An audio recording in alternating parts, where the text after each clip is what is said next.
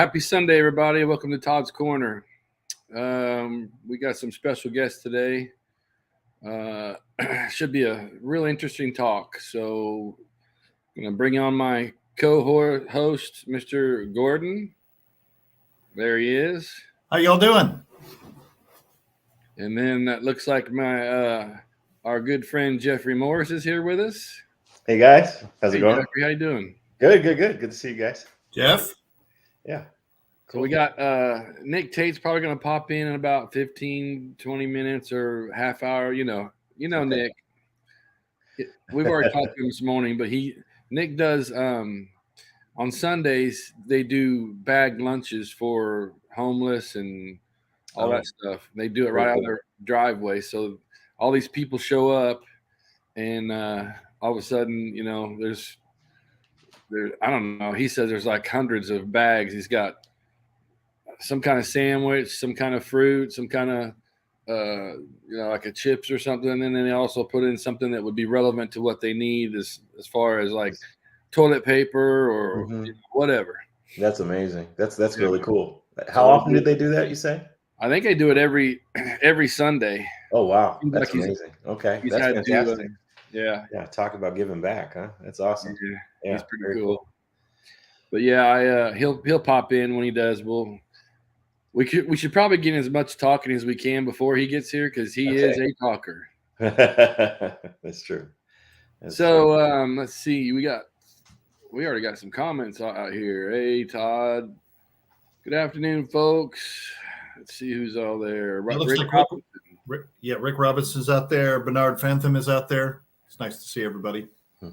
Eric Longstreet. Tony's Workbench.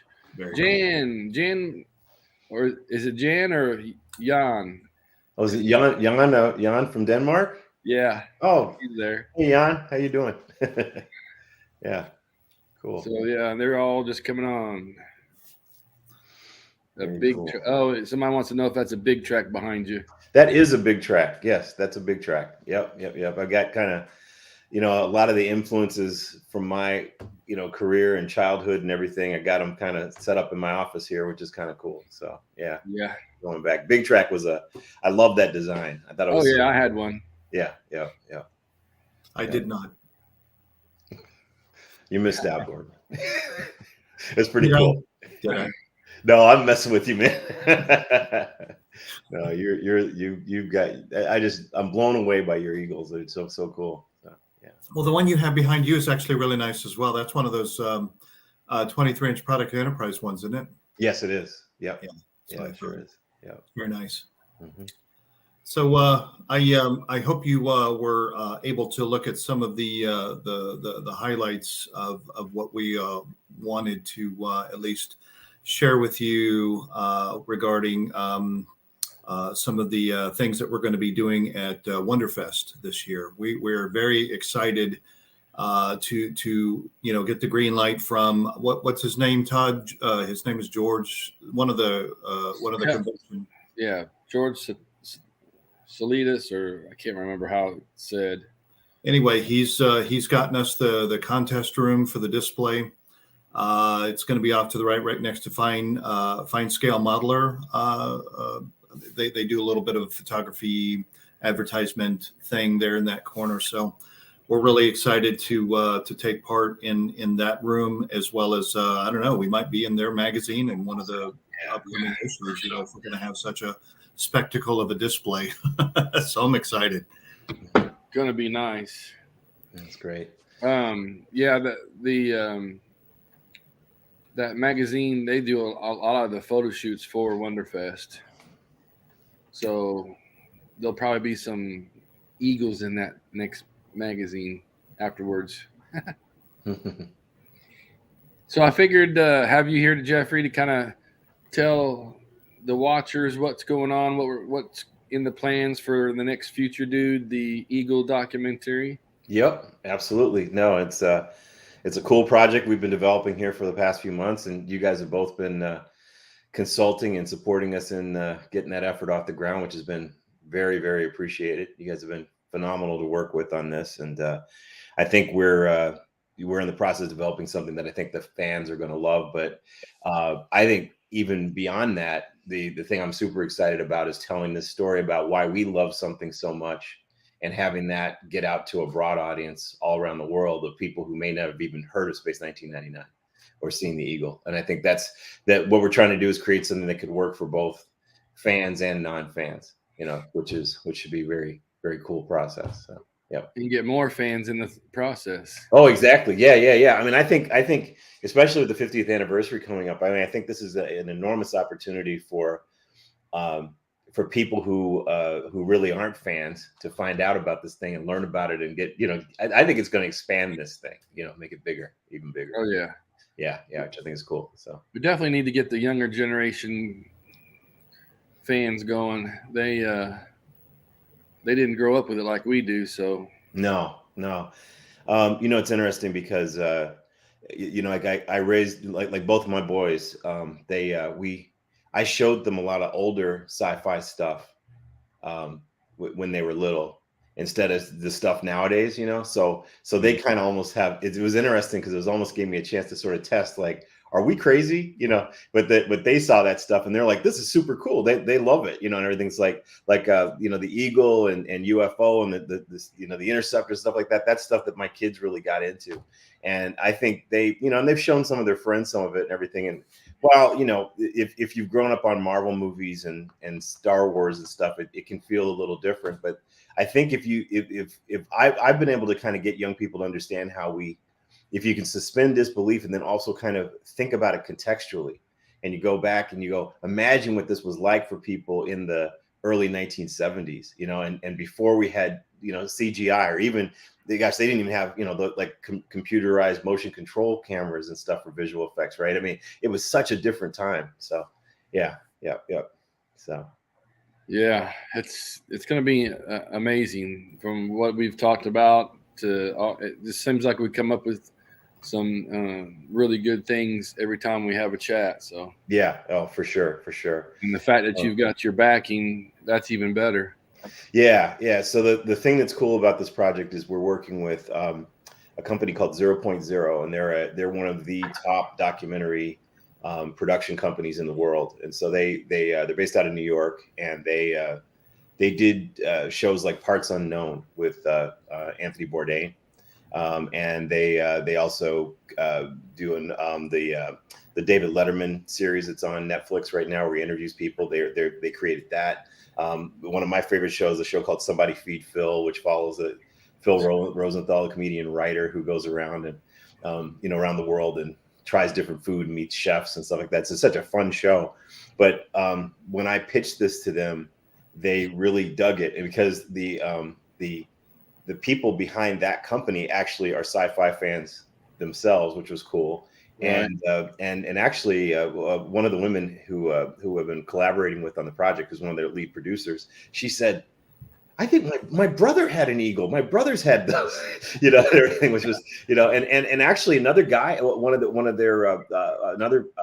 producers over there, he was telling us that just like the week that I was pitching them, he's at his gym in the swimming pool, and a guy in another lane, I don't think he even knew the guy. They just start talking randomly, and the guy just brings up Space 1999. And they just start talking about Space 1999 randomly. So it was almost like a serendipitous thing that kind of came together, for us to work together on this. And they love the project. They're super excited.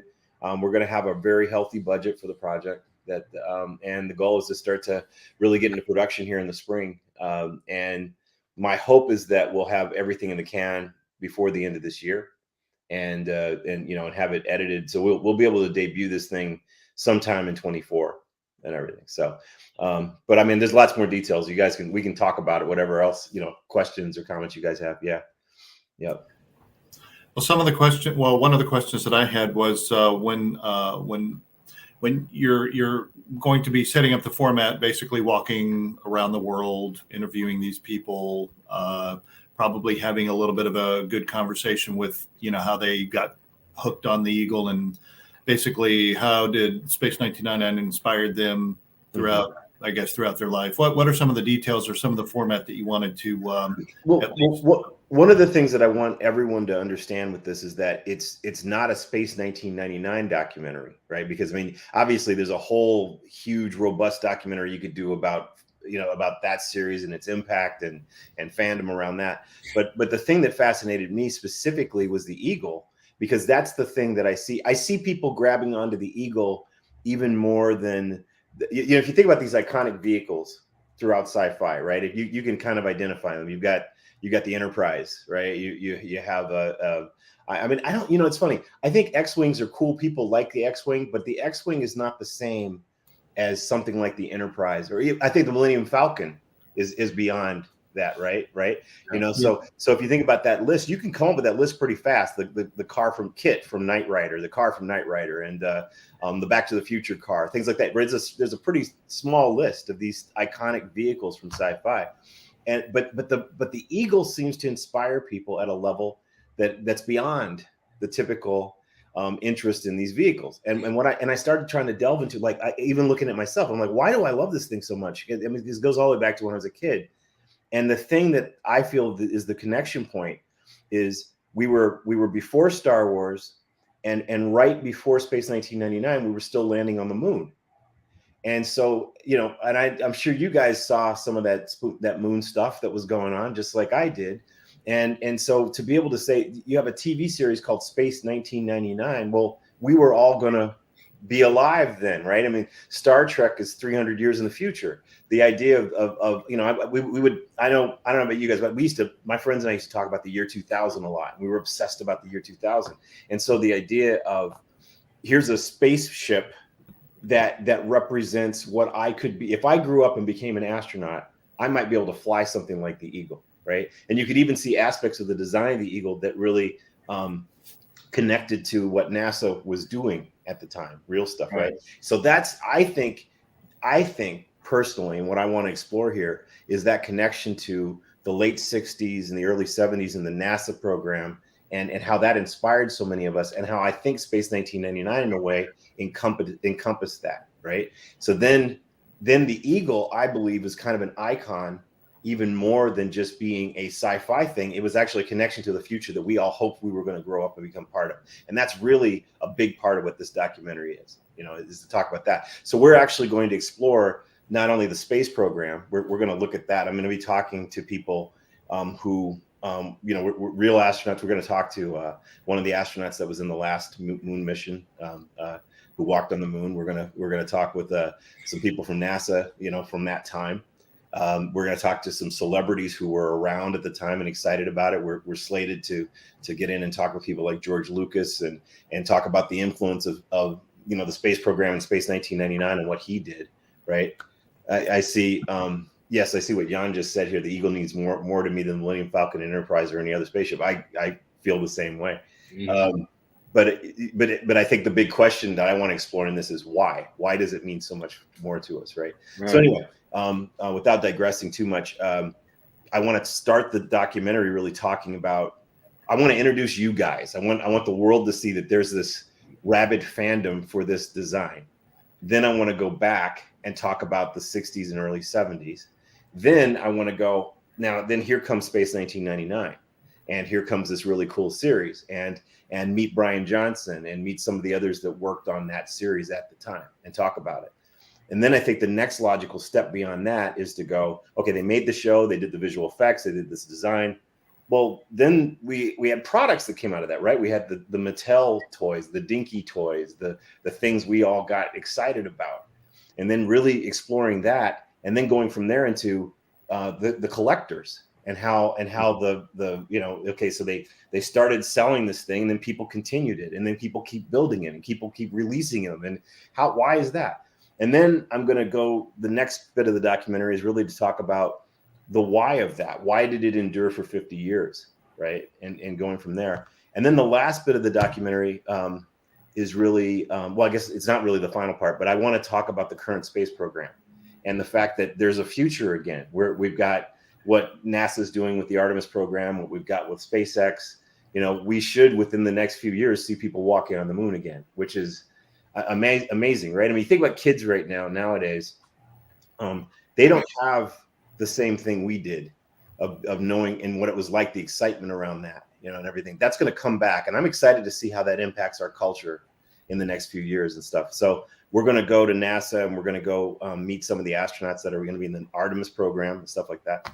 And then the final bit of the documentary is going to be Brian Johnson and I have been talking about creating new visual effects. And so what would the Eagle look like now? And how would the Eagle look like if we were to take the original design but use today's visual effects to go in? I think that's going to be super exciting. And we're also working on a project to actually recreate the interiors physically of the Eagle.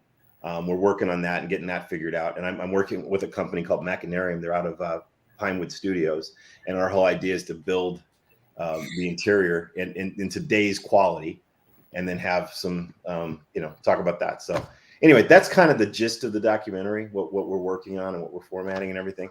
But the journey's really going to follow me around, where I get to talk to lots of people and get to, get some excitement going around all this. So don't mean to be long-winded, but I thought I'd give people, I think people are like, what are you doing? Well, it's like, well, that's what we're doing. That's what yeah.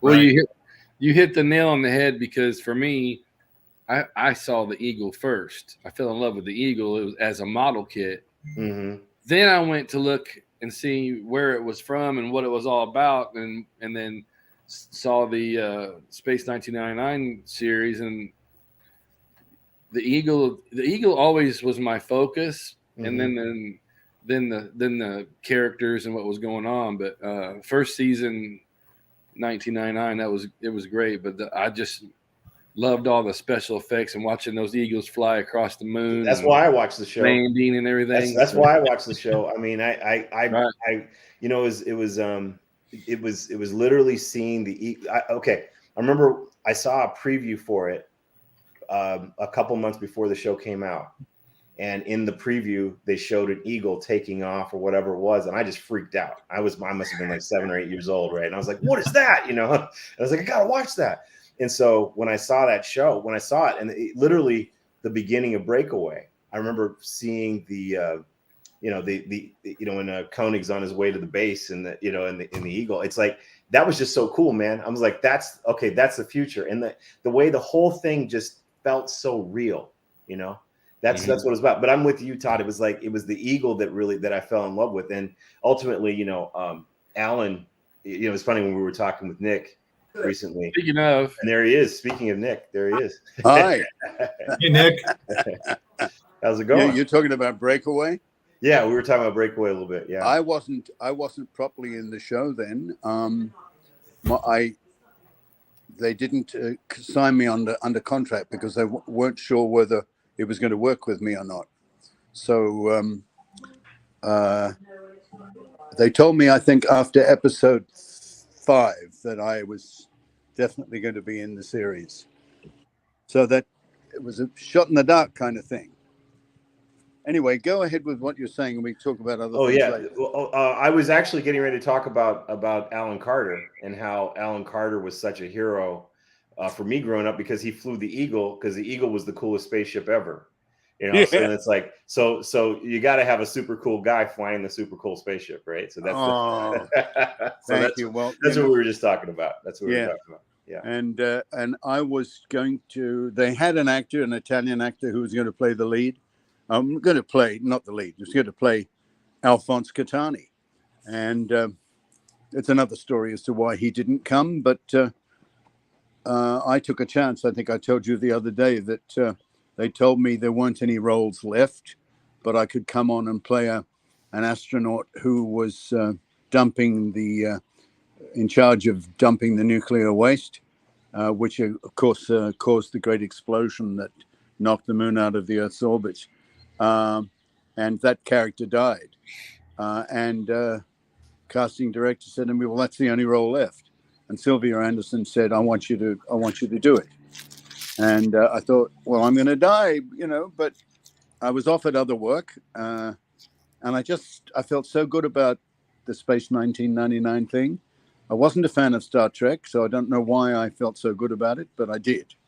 And I said I would do it. And I was just hired on a weekly basis. And they said, we'll see how it works out. Let's do this episode, and we've got some other scripts already written. So it was amazing how I got the part. It just grew into Alan Carter. I mean, I had to replace the other guy. They thought, well, Nick looks like he could handle this, but we don't know if he's got any star quality, so we're not going to contract him. I was just on a day player's contract. And I think episode 3, they said to me, we'd like you to do another 2, up to 5. And then they told me, right, you're in the series from here on. Very cool. Lucky for us. Very cool. Yeah, very lucky. Lucky for me. Yeah. I'm glad they changed your name, though. I wouldn't have. Alfonso would have been kind of weird. I told you that I did. They said they wanted an Italian. It had to be Italian. There was Italian money in the show, and there wasn't time. Well, might have been time. I think there was a reason why. Well, I know there was a reason why Martin didn't really like the guy, but only Martin knows that and why he didn't like him. Anyway, he didn't find me in any way a threat or in any way offensive. He liked me. I was there for all the rehearsals, and I showed up for the first episode in a way that they all enjoyed. And as I said, Martin was probably 6 inches taller than I am. I'm 5'9", and he was 6'2", so that makes him 5 inches taller than me in bare feet. But then he wore lifts, so he looked like a giant compared to me, and he liked that. He liked the fact that I had to look up to him, all the time. Yes, Commander. That's a great story. That's great. Well, I'm very excited, Nick, that you're going to join us in this. We were talking about the documentary, and I'm very excited that you're going to be on board with us to go on the journey and talk a little bit about what it was like for you to make the show, and and everything. I'm also hoping to get the sets rebuilt in such a way that we can invite you over to England and get you inside the new version of the set as well, which would be pretty cool. So, well, who is that going to be? His son? Who would help pay for that? Oh, well, we're working with the company out. Well, first off, there's the budget of the documentary itself. So the documentary is going to be kicking in for some of this stuff that we're doing. We're doing some new visual effects and things, but we're also planning to do a bit of a Kickstarter. We're going to be announcing that soon too, to actually create some of these sets and stuff as part of this project. So we'll be talking about that in the next couple of weeks as well. So yeah. Well, I'm just noticing that you've got people making comments here. Yes. I didn't realize that. I wonder how can I make that bigger so I can read the comments. Yeah, that's done it. Yep, we got. I've just been sneezing my head off, so my nose is gone. It's freezing cold here. It's probably colder where you are, but it's generally not that cold here in the Pacific Palisades of Los Angeles. And I had to put on my golfing sweater because I was chilly, and it's very cold here. And I think I haven't had it out of storage for a while, and it's just made me sneeze my head off. Oh, no. So anyway, Lawrence Bowie, I love your character, Alan Carter. Did you think Koenig liked Carter? Oh, Koenig liked Carter. Yeah, I remember an episode in which they thought I was either dead or gone, and yes, and Martin managed to tear.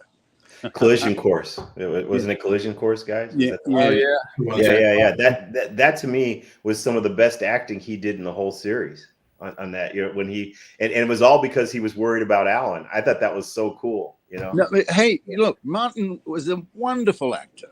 I learned so much from him, and I enjoyed him a great deal. There were just some little idiosyncrasies along the way that certain kind of things that happened with his own insecurity, which is very, very strange for a man of his great eminence and abilities to have any insecurities. But it all stemmed from the fact that when he was working on Mission Impossible, he thought he was, absolutely safe because he was so good in the show. and they dropped him from the series, and he couldn't believe they would do that. And I think it was because he had some kind of problem with the fact that several of the actors were 6'7", and he was 6'2". Peter Graves was 6'7". His brother James Arness, who wasn't in the show, from what was the series? Gunsmoke, wasn't it? Yeah, they were brothers, but half brothers. They had different fathers, or was it mothers? I'm not sure which it was. But and then there was another fellow called Peter something or other who I didn't see that Mission Impossible series. I mean, I probably watched some episodes of it, but it bred a deep insecurity in Martin that they were these people that were way taller than he was, and he wanted definitely in Space 1999 to be head and shoulders above everybody, and that's why there weren't any tall actors in the show, unless they were villains, and then he had to vanquish them. I mean, who's the wonderful, great fencing actor? He was a wonderful swordsman. He used to teach sword fighting as well, and he played one of the wizards in Space 1999. Very deep voice. It was also sang opera as well. Do you know who I'm? Christopher. You guys know who I'm talking about? Oh, you're talking about the Earthbound episode. Oh, sure. Yeah. It was well, it wasn't Christopher Plummer. It was Christopher Christopher Lee. I was trying to say Lee, but I was drinking Christopher Lee. full of Yeah, coffee. I got stuck. Christopher Lee. Christopher Lee is he's 6'4" or 5 or was, and I liked him a lot. You make a big mistake if you say to Christopher, "How are you?" Because he'll tell you, and it goes on and on and on forever. Right. I've learned a great deal from Christopher Lee. I go on and on forever as well. Right. They actually made him taller in the episode than he was. Yes, yeah, and Martin hated that. Nobody was allowed to be taller than he was. So, Nick, you were talking about how cold it is over there. So it's 58 degrees there in Los Angeles. I'm jealous. Oh, it's probably 30 where you are, is it? Yeah, it is. It's about 35. Oh, my God. And is the wind blowing or what? Well, no, it's rainy, though. It's very rainy today here. Yeah, but you see, you're all set up for that. Your houses are all insulated properly. None of my windows work properly. You know, there's little cracks. And when it gets to be this cold, I mean, it doesn't matter for 9 months of the year. I don't want double glazing. I'm not interested in it. But if there's a wind blowing, my God, the house is pretty chilly. I've got an open fire. I had the fire on last night. Yeah, I got a lady that comes down from the mountains with logs from the mountains, and she chops it all, or she has guys chop it all up, and they put it in the side of my house, and then I have to chop it into kindling, and they've given me hardwood, and that is really hard to crack in half with a little tomahawk. I think I'm getting RSI from smashing this tomahawk, and I can't get it through the wood, and I'm banging it up and down, and I just broke one of my steps over there on the garden path because I wanted to make the hit not so low. I put it up on the top step, and I'm banging it down, and it cracked my step. I'm very upset about that. That's my garden there, and there's the cracked step there. Oh, Lord. Oh. So, Jeffrey, you're suffering from negative 10 degrees over there where you're at, aren't you? Well, so let's see. Right now, we actually warmed up. It's 35 here, which actually 37. So for Minnesota, it's pretty warm. We're actually having unseasonably warm weather right now. But a couple of weeks ago, we were below. Well, actually, just last week we were below zero. Yeah, a little bit. Yeah. But we're unseasonably warm here now. So which is actually I welcome it. We're excited to have that, so it's just cool. Yeah, I'm seeing this comment from Warren that was there, which I thought was great. What is that? Sulu? Yeah, he said something about how we didn't want to be Sulu growing up, but being Alan was different. There we go. Guys, would you do me a favor? Some of these people are clearly asking questions of me, and I haven't been seeing them. If you could kind of prompt me to answer some of those questions at Sure. some point, because somebody just asked me what I thought of Maya being added to the series. Yeah, I'd love to answer those questions, but I want to talk with you, Jeff, about what we're going to be doing. Sure. First. Absolutely. Yeah. Okay. Well, that's great. No, I think that Warren's just recent comment, I think you kind of nailed what we're trying to do with the documentary right there. Warren's last comment. But yeah, was there anything, Todd and Gordon, anything else you guys wanted to talk about regarding the documentary now that we have Nick on board as well? Well, So some of the things that I wanted to at least ask you is what do you have planned from a fan perspective of what you want to do with the interviews and things of that nature? Sure. So we're planning on being at the Calgary 1999 celebration. Nick's going to be there as well, right? And David Hirsch and some other people. This will be exciting. And we're going to be there with the crew. And my goal with that first one is just to show how fun this all is, that people are engaged and excited and want to be around this, and there's still energy around this after so many years. That's going to be getting some footage of that.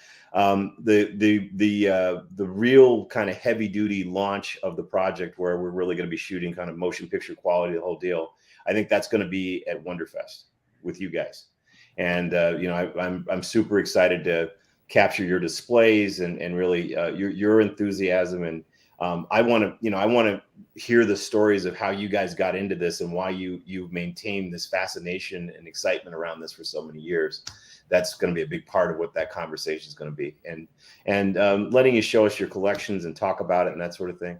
Todd, we're planning to come to Indiana, and yeah, we're going to see what you're all. I think I'm super excited about that segment. To be able to hang out with you and see your sort of digs and how you guys have put that together. And I think if you would come up with us and up to South Bend and would do the round 2 thing too, and talk about the models and how the models have been created and maintained over all these years and how they continue to release these kits. I think that'd be a fun thing too.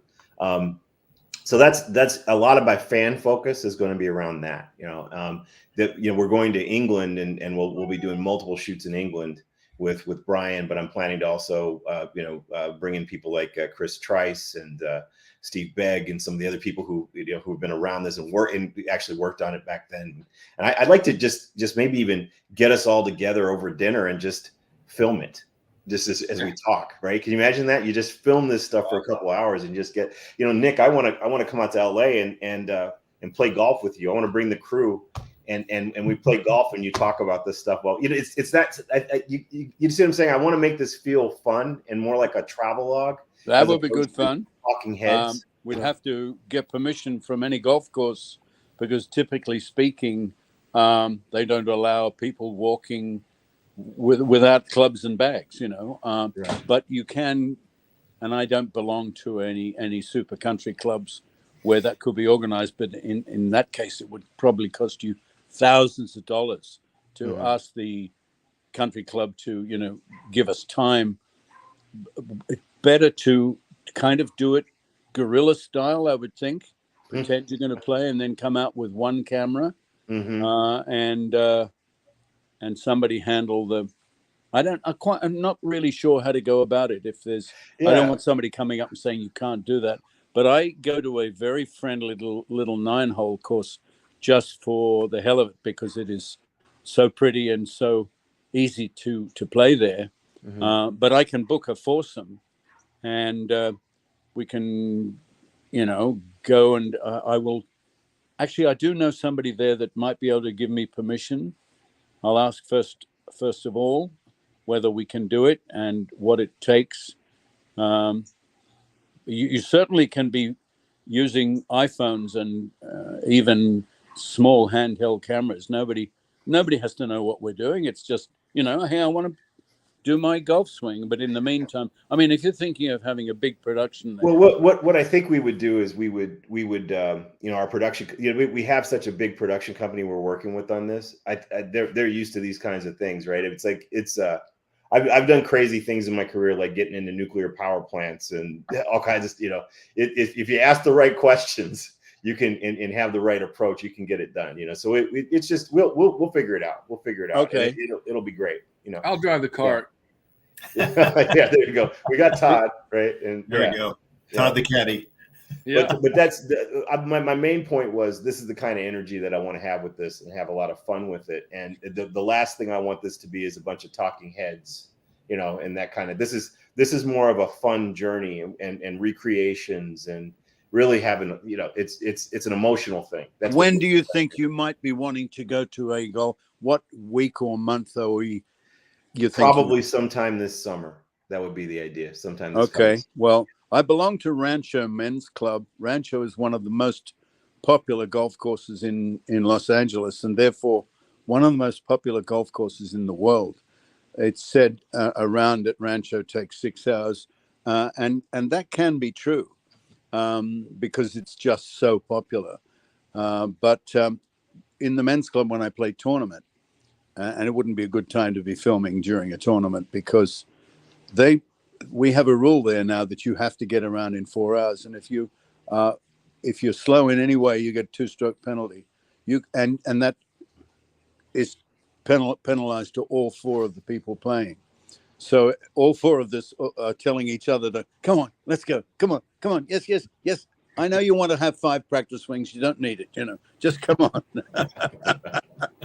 Yeah. My son called me when I was at Rancho in the middle of a tournament, and normally you don't answer the phone, but I knew that he was in New York, and not New York. I'm sorry. I knew that he'd gone to Paris with his girlfriend, and I knew he was going to ask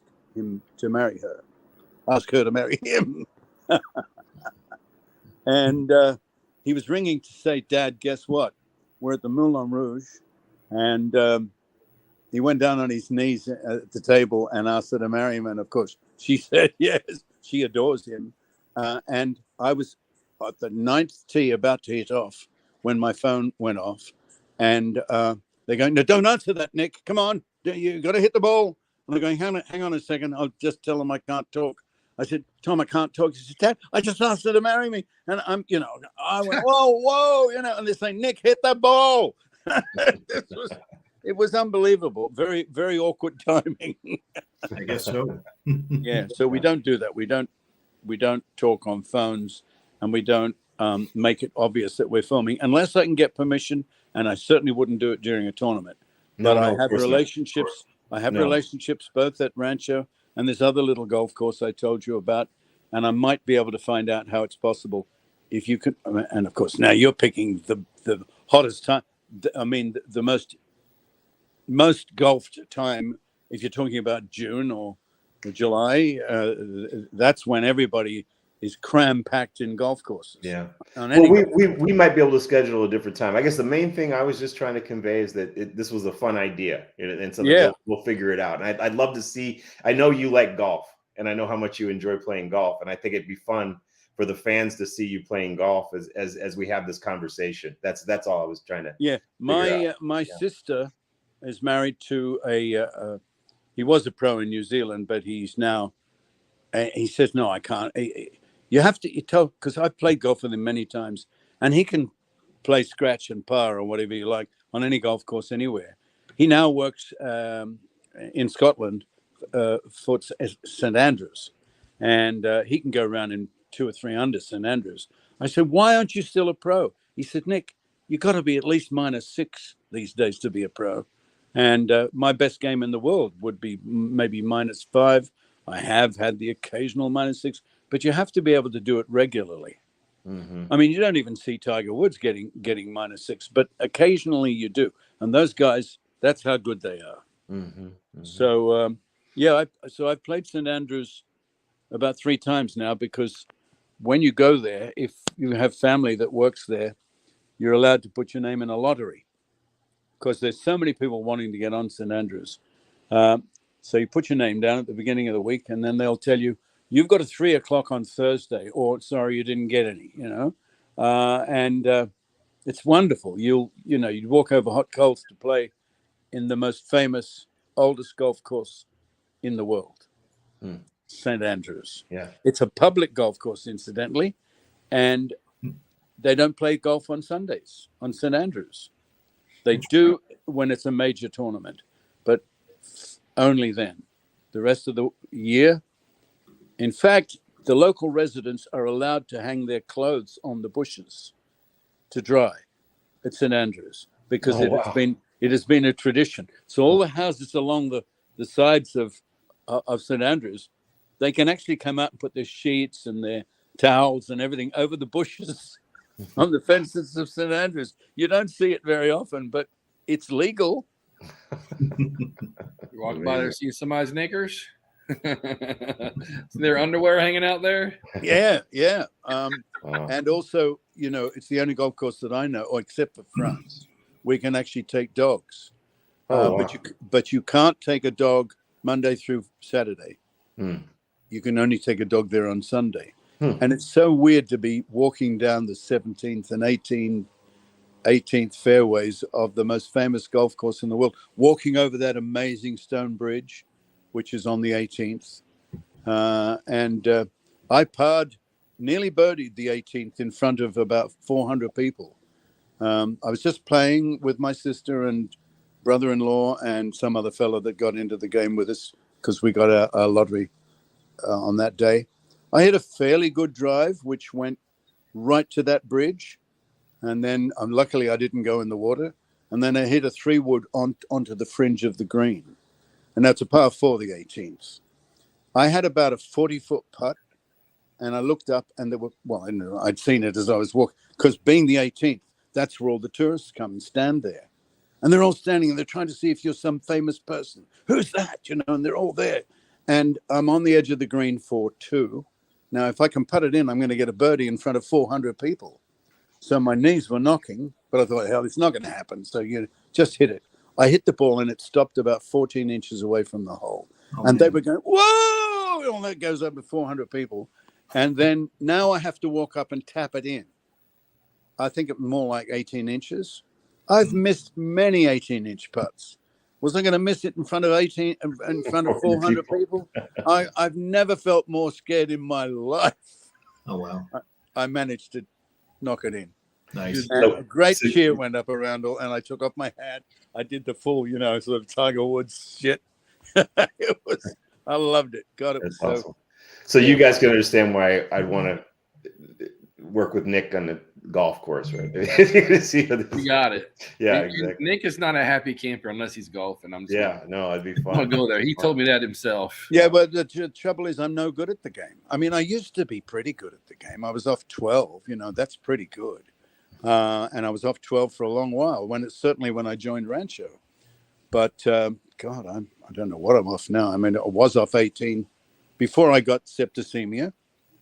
That's, a blood disease, which was given to me by a doctor who injected me with a dirty needle about 2 years ago. And most people who reach 80 die if they get septicemia. But I'm here, so I'm okay. I did it. Yeah. Awesome. Jeffrey's going to have to go here soon. So I did see somebody ask if there was anything that the fans can do to help you with your documentary. Yeah, well, what we're going to be doing, I would say by the end of February, we're going to have official Facebook pages up. We'll have an official page set up on my website, which is futuredude.com. Yep. We're going to have, big press releases and a bunch of information on what we're going to be doing and what to expect. We're also planning to launch the Kickstarter in mid-April.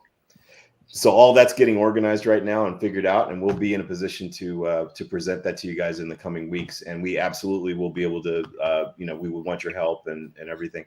Also, if there are any female fans who would like to join us at Wonderfest or up in Calgary, I want to show that there are the diversity of this audience. That it's not just a bunch of guys, right? That there are women who like Eagles and like Space 1999 and wanted to be pilots, and I think that's really important. So one of the things I'd really like to do is get kind of a more of a female angle and as much diversity into this as I could. So that's something to keep in mind. Yeah. Okay. We'll announce the Facebook pages and all that stuff when they come out in all of our 1999 groups. I'm sure Gordon will be on that, like, you know. Yep.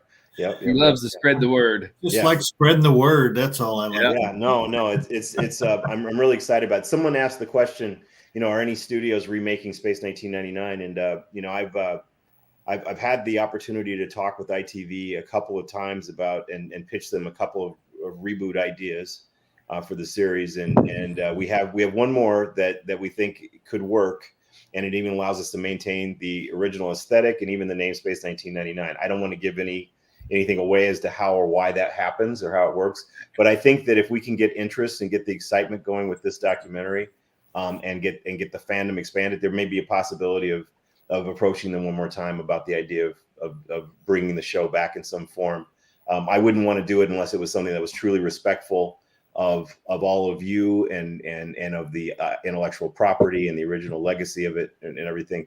I think that there've been way too many remakes that really take the concept and sort of ruin it, and everything, right? And go off into some tangent. And it's like, to me, it's like, just make something new, right? And so if you're really going to go and do a remake of something, it's got to truly expand and bring that thing to even a greater place than it originally started. Otherwise, it's not worth doing. So, but right now our focus is making the best documentary we ever could. That's what we're trying to do. So, yep. Excellent news, and we'll definitely keep the fan base informed. Absolutely, yeah, absolutely. I really appreciate everybody's interest and support, and we really look forward to keeping this thing moving and everything. So, well, what I like about you, Jeffrey, is you're straight talking. There's no BS about you, and we're done with people BSing about remaking Space 1999. It has to be a legitimate straight shooter, and who's backed by people who equally want to make and like that concept of what Space 1999 was. Yeah. Not so much a science fiction show as a science faction or fact show, because it was based on real facts as we scientific procedures as we understand them. And I hated all the kind of end of Brighton Pool monsters that Freddie Freiberger put into the show. Yeah. I just didn't like that, pantomime stuff. I will say that if I do this, if I ever get the opportunity to be lucky enough to do some sort of a remake, we would be focused on taking the first season. I would pull some elements of second season in. Yeah. But the first season is what I truly fell in love with, and what I think is really where the fertile ground is to move this along, So I agree with you actually 100%. So and Nick, I really appreciate the compliment. Thank you very much for saying what you said there. It means a lot. No, I'm very keen to move forward with you on the documentary and other projects that you sound like you want to do. Yeah, that'd be great. Well, thank you very much, Nick. Yeah. Thank you. Incidentally, Jeffrey, and the guys know this, I'm happy to make a kind of a promotional little 60-second, hey guys, I'm going to be at such and such with Jeffrey. Okay.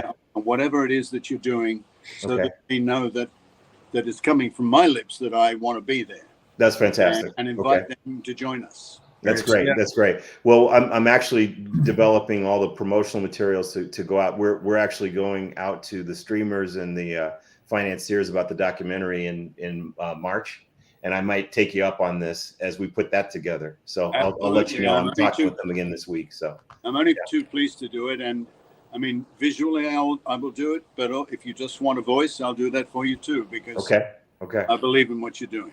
Thank you very much, Nick. Thank you. Okay. All right. And Gordon and Todd, thank you very much. I really appreciate it. And, anytime. We'll stay in touch, you guys. Okay. All right. See you later, Jeffrey. Enjoy your show. Bye, Jeff. Okay. Take care, you guys. Bye, everybody. Goodbye. So you guys going to hang on there with me? Yeah. We can. Yeah, absolutely. Okay. Hello, Gordon. You got your partner Tiggy there. G'day, Gordon. How you been? Oh, man. I've been through a rough couple of years with the septicemia. Right. Nearly wasn't here, but hey, here I am, and I'm getting better every day. it's a weird thing to have gone through, especially when I was having to go to the hospital every Friday for nearly 2 years. Oh my To goodness. have my blood tested, and or the people were coming to my house, until the doctor rang me and said, "Nick, you can't come into the hospital." And I said, he said, "You're coming on Friday, right?" And I said, "Yes." He said, "I'm ringing you personally, telling you can't come." I said, "Why?" And he said, "Because we are overrun with COVID here, Nick, and you are very vulnerable right now." I have to tell you that, touching wood to say this, in all 3 years that COVID has been here, every one of my family members has had it. I haven't. So Awesome. I believe in the vaccinations, and I've taken them, and I'm just very, very lucky because I know it would have, on top of where I was, it would have been very, very hard road to have got COVID. Doesn't mean I still can't get it. I went to a poker night the other night with a whole bunch of guys, and I was myself and another man were the only two people in the room, but it was a very, very big room, big printing factory actually. Because I said I wouldn't go into a tiny room with all these people. And I was wearing a mask. Yeah, that's what I wanted. K95, is that what they're called? K95. Yeah. Mm-hmm. Yeah. So. I'm afraid Todd and I has actually had it at one point or another, but we I guess made our way through it with little issue. Yeah, that is amazing. How so many. My son has had it twice, and both times it's been pretty hard for him. My daughter's had it twice. In fact, only 2 weeks ago, we came back from Australia, and they'd all come to Australia with me. I took Hazel and my son and his fiance now, and their kids, his kids, and Jessie, my daughter, came as well, and. They all came back early, but Hazel and I stayed on. And when we were coming back, we got delayed because we missed the plane, would you believe? Oh, no. Yeah, and I don't know. I think it might have been when we stayed at that hotel or in and out of the airport all the time that Hazel caught COVID, because it was her birthday the day we arrived back. And she had what she thought was terrible jet lag. And in the end, my daughter said, "Mum, let's test you." So we tested her at 10 o'clock in the morning, and she was proved positive. Yeah. And that was horrible. I mean, we couldn't have a birthday party for her. She had to go to bed, and she felt like death warmed over, you know. And then, obviously, they were all worried for me. I had to go and stay in another part of the house while Hazel was up this part of the house. And Jessie looked after her, and I helped where I could, like cooking stuff. But then Jessie got it again. So Jessie moved in with Hazel, and I moved over to Jessie's apartment with her husband. And he and I did not get the COVID, but Hazel and Jess had it. And so that's how it goes. I mean, everybody's got COVID stories. Yeah. Right. Well, I think more often than not, though, the 6 foot rule does work out pretty well. Yeah. Oh, no, is that Warren saying your energy and vitality is truly remarkable? We're all so thankful. Yeah, no, I'm very thrilled with how well I feel right now. Because it was a period last year, I have to say, I really thought that I had that I was gone. You know, I couldn't get out of bed. And if I did get out of bed, I wobbled all over the place. I just felt like a weak puppy all the time. And I would fall asleep all the time. I still have a tendency to fall asleep a lot. So I know it's not entirely out of my system. But my wife has always been a person that would sit down and say, "Oh, I want to watch this TV show." And I've never done that. I have to sit and watch the TV show that she wanted to watch, you know. But in case she wakes up and said, "What are you looking at this rubbish for? Where's my show gone?" Well, we went to sleep half an hour ago. Well, if it makes you feel any better, sir, I tend to fall asleep in front of the TV, even at my age, just regularly. So, yeah, well, I am now falling asleep in front of the TV. In fact, I think it was last night. Yeah. Oh, wow. I woke up about 1:30 in the morning. My wife had gone to bed, and I was sitting in front of the TV. The fire had gone out. The dog was by my side. She's my favorite. Loyalty. Yeah, she's my favorite. I love this dog. But yeah, I'm just overjoyed at being this side of the grass, guys. You know, it's a great privilege, and I'm so interested in what's happening with the world and how we're all, and I hope you both agree with me, turning to electric cars and getting rid of these fossil fuel atmosphere ruining vehicles that so many people who are involved with the gasoline industry want to keep doing it because they're making themselves millions of dollars. Don't they care about their children, and don't they care about their children's children? Because there's so many things about, you know, not least of all the melting of the great glaciers, which is going to flood half of the planet. You know, places like Holland and so many little islands everywhere. But not only that, parts of New York will be underwater because the oceans are capable of rising 20 feet. They're certainly going to rise a couple of meters. Even now, it's starting to happen. Well, I can understand how you feel, sir. Yeah. Well, but hey, what do you mean how I feel? I mean, it's your world too, right? Oh, no doubt. No Yeah. doubt. But we are blessed to see you with renewed energy. Glad that you can be able to participate in little calls like this, and as well as the documentary that's going to be coming up. So we are truly blessed all the way around. So I'm very, very thrilled to see that you've made a pretty remarkable recovery altogether. Yeah. I'm you know, some days on the golf course, I'll par and a birdie and par. I'll have a par, birdie, par. I'm going, hey, I'm back, and then 7 over. Yeah, That's golf, you know. But the bottom line is that you're having a good time doing it. So, you know, I am. kind of hard to argue with that. And I'm starting to be, not that I've ever been particularly good, I'm going to say, I'm starting to be quite naughty because I'm thinking, okay, I'm 80 years of age. I don't have to work and I don't have to do this. I don't have to do that. If I say no, thank you very much to somebody, or no, I don't want to do that, I feel very lucky that I can now. Yeah. I'm so lucky that I'm financially able to do that, turn down stuff that I don't want to do. Right. People talk to me. Occasionally, my manager talks to me about going to do a series somewhere. I say, well, is it in LA? Because I would only do it if it's in LA. I don't really even want to be on a series anyway, quite frankly. But A lot of commitment. they wanted me to go to New Zealand and do a series. I said, no, I love New Zealand. I'll go down and do an episode, but I'm not going to do a series. It's a lot of commitment. Yeah, I want to be here with my wife and my kids around the corner.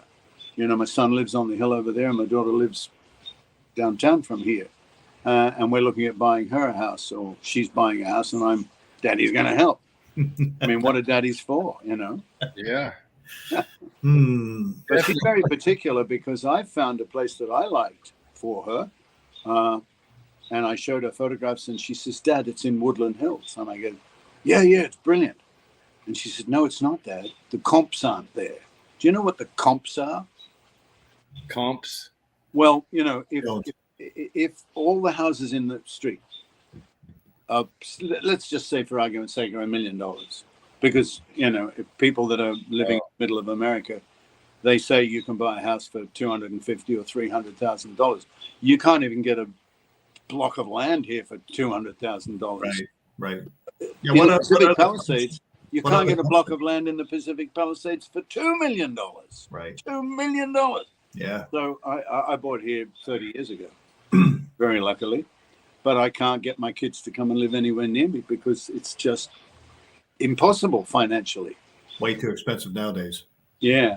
And Woodland Hills is still one of the cheaper areas. And it's got I found a lovely old house that I think she would be great in. And she says, Dad, the comps out there. Comps? And I said, what do you mean? She says, well, how much are the houses in this street? And then she pointed out to me 1.2, 1.4, 1.1, 1.3. She said, if I put $500,000, because they all have to be renovated, $500,000 into it, then the house owes them $1.5 million, you know, and just impossible to sell it. you'd get 1.5 million back, maybe, which means you haven't made a penny, and you've spent 6 months working on it and for free. So, Right. Right. The she wants interest to rate be doesn't able. help either. No, she wants. There's a 5-year thing where if you've lived in a house for 2 of the last 5 years, I think it's true of all the states in America. It's certainly true of California. You can take profit up to $500,000 per married couple, capital gains free. But she said you wouldn't make that. So what's the point of even starting? You'd just be working for the man. So it's hard. Yeah, the interest rate doesn't help either.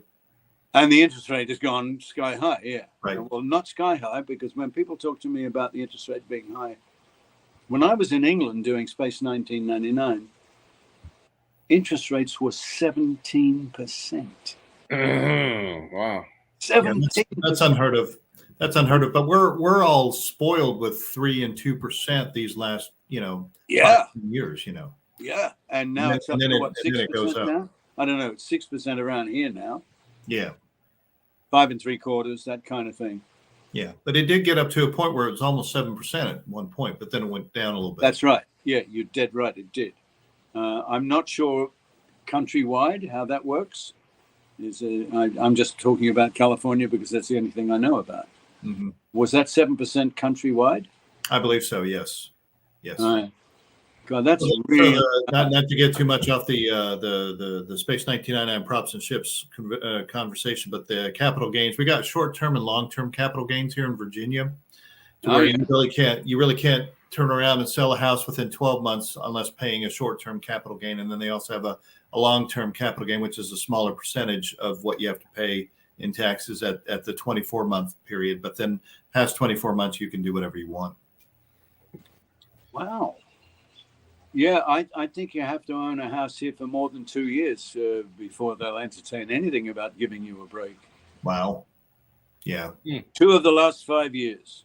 So, I mean, it can just be, you might only buy it.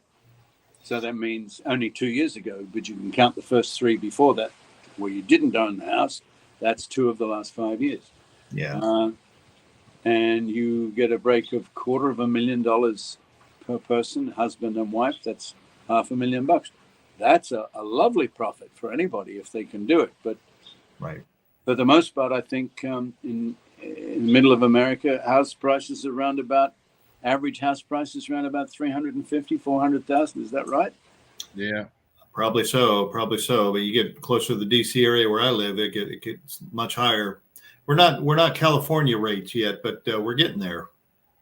It's so unfair to young couples. I mean, my daughter works hard and her husband work hard. They can't afford to buy a house. Daddy's going to have to help them, And I'm happy to. I want to. But we're trying to work it out right now because of my age, that I got to think very much so that I could be dropped dead tomorrow. And as you probably know,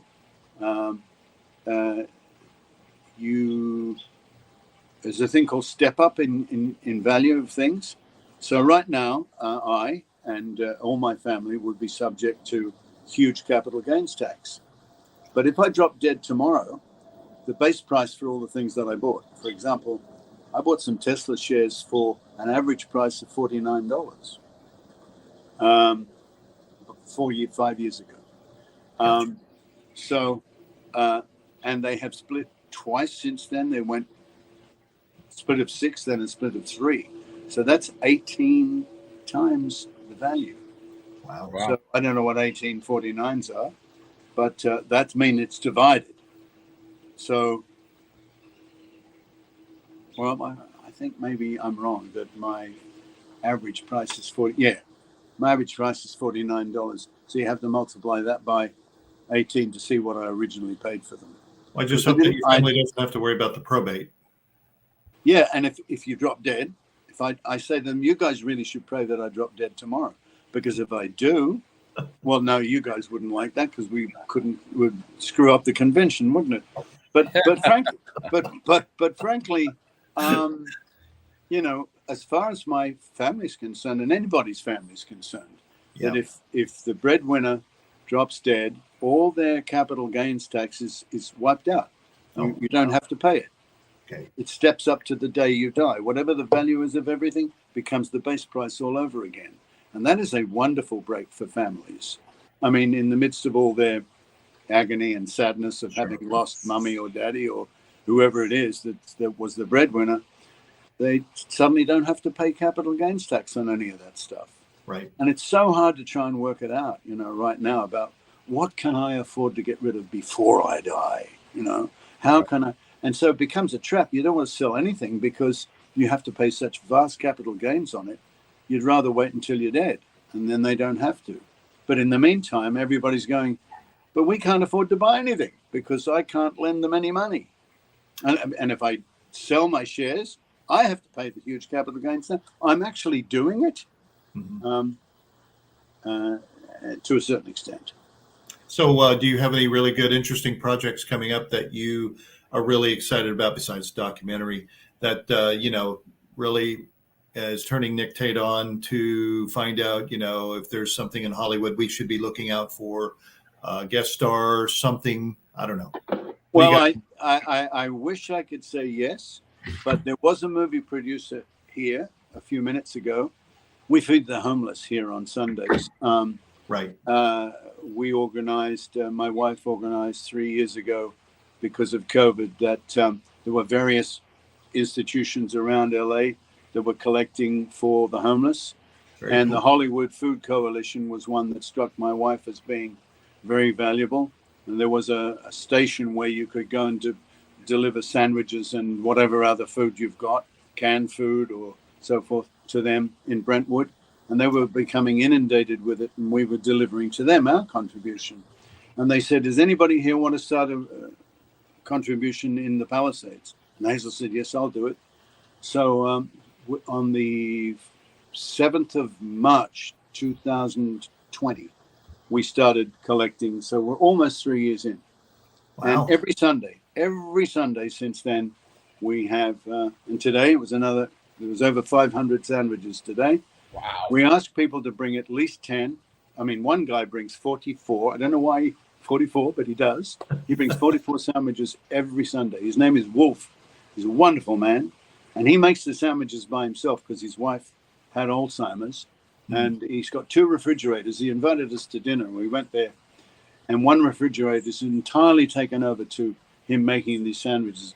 And he makes them throughout the week and he freezes them. So on Sunday, he brings them here frozen, together with other things in the bag. I mean, his bags are heavy. He's a reasonably well-off gentleman. Sadly, his wife died. But Wolf is a champion. And we have so many families coming, upwards of 60, 70, 80 different families come and drop off sandwiches here. Minimum of 10. But they don't always come every week. On December the 8th, which was 2 days before we went to Australia, the Pacific Palisades held an awards night, and Hazel was awarded the Candlestick Award for the Pacific Palisades. That's Candlestick Award is like a little shining light in the darkness, and Hazel was given Candlestick Award for the Pacific Palisades because she has put this thing. It was all her brainchild together. Obviously, I help, and I in fact make the sandwiches now. But just coordinating all the people and writing to them and thanking them, and Hazel does that all the time. She's got so many people on her email list, and we've made so many friends. In fact, there's 2 people sitting in there right now, husband and wife, who live up the road, who've become really close friends with us now because they said, like everybody else that comes, thank God you're doing this because I didn't know how to help. And now I know I can just bring it to your drive on Sunday and you'll drive it to downtown Hollywood. And then we have different people within our groups who take turns to drive. I mean, I sometimes go, Hazel sometimes go, son and daughter and all family members from around here. We all take turns to drive. It takes more than 1 or 2 SUVs to load all these sandwiches into them. Oh, I bet. But they're all gone by 11 o'clock. And that's why I couldn't start talking to you till about 11:15 because the people were still here. And I'm going, guys, I got to go. Just carry this bag over to that car. Yeah, all right.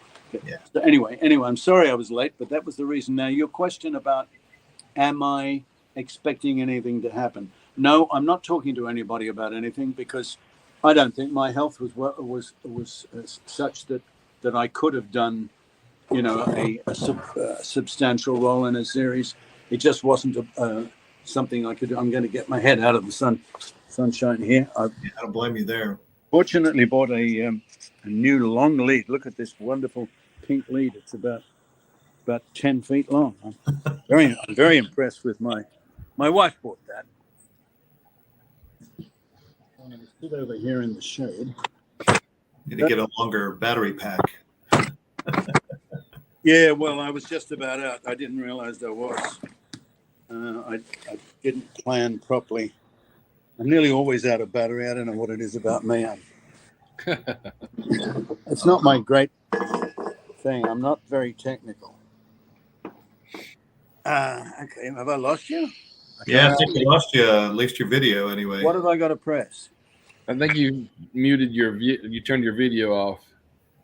I saw your thumb go towards your phone and boom, you were gone. Oh, but you can hear me. Yeah. Yep, you're still connected. Well, that's good. Now, what camera. do I... yeah, I am. I'm still talking. I like being out here. Live. There you go. Oh, you had it. Oh, I lost him. Yeah, I think you lost him altogether. Yeah. Oh, it's all good. Oh, it's wonderful talking to him. It's just an absolute joy to and for him to give up some of his minutes of his time. Oh, there we are. What have I done? I've run into somebody else's time, have I? No, you're good. Nope. We're just waiting on you to come back online. I'm back. Okay, so where were we? Projects. Are you doing any voiceovers? Yeah, I am doing some voiceovers, but very, very few. When I was sick, I just couldn't do any of that stuff. Right. I did do some voiceovers, but even then, no.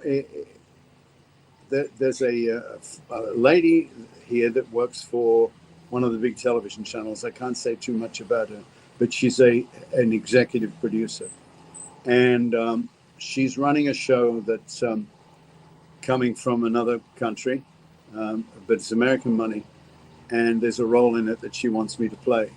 And I've never met her outside of doing Sunday lunches here. And she got talking to me one day and she said, you've got a wonderful voice.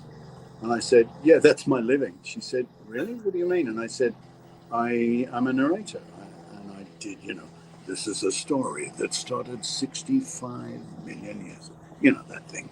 And she went, oh, wow. Yeah, of course. Oh, she, I think I know you. I've seen you because you look very familiar to me. So she's become a friend through doing, the food on the drive here. And she's actually really good friends with Hazel. And had nothing to do with acting. We were just doing the food. She now says to me she wants me to be in this series that she's going to, I can't say where, but she's about to leave and go to another country to do location scouting. And if she gets it up and running, she says she wants me in it. Well, see, again, I said to her, look, I don't know that I want to do a series overseas because I don't know how much longer I've got on this planet anyway. So why would I want to go away? She said, well, we'll see. We'll see. If she gets it up and running and if it's a really good role, maybe I can go away for 6 months. We'll see. I don't know. So am I planning anything? No, I'm not planning anything. Am I saying no to people? No, but I don't think my manager has got the kind of gravitas that it requires to get a person through the front door. Gotcha. I mean, for example, this producer lady said to me, do you have a website? And I said, yeah, and I told her what it was. She went and looked at it and she came in, she said, my God, Nick, you've got an amazing body of work. And I went, yeah. She said, I love what you did in the Blacklist. And the Blacklist was the last thing I've done on camera. That was 3 years ago. Good stuff. Yeah, and I still look like that, obviously. A bearded man. Bearded older man. Is what it is. Yeah. So am I planning anything? If people are excited about whether I'm planning it? No, I'm not. I'm sorry about that. But would I turn down something? If it was a 2 or 3 week job, absolutely. I'd be happy to do it. Would I go travel overseas for it?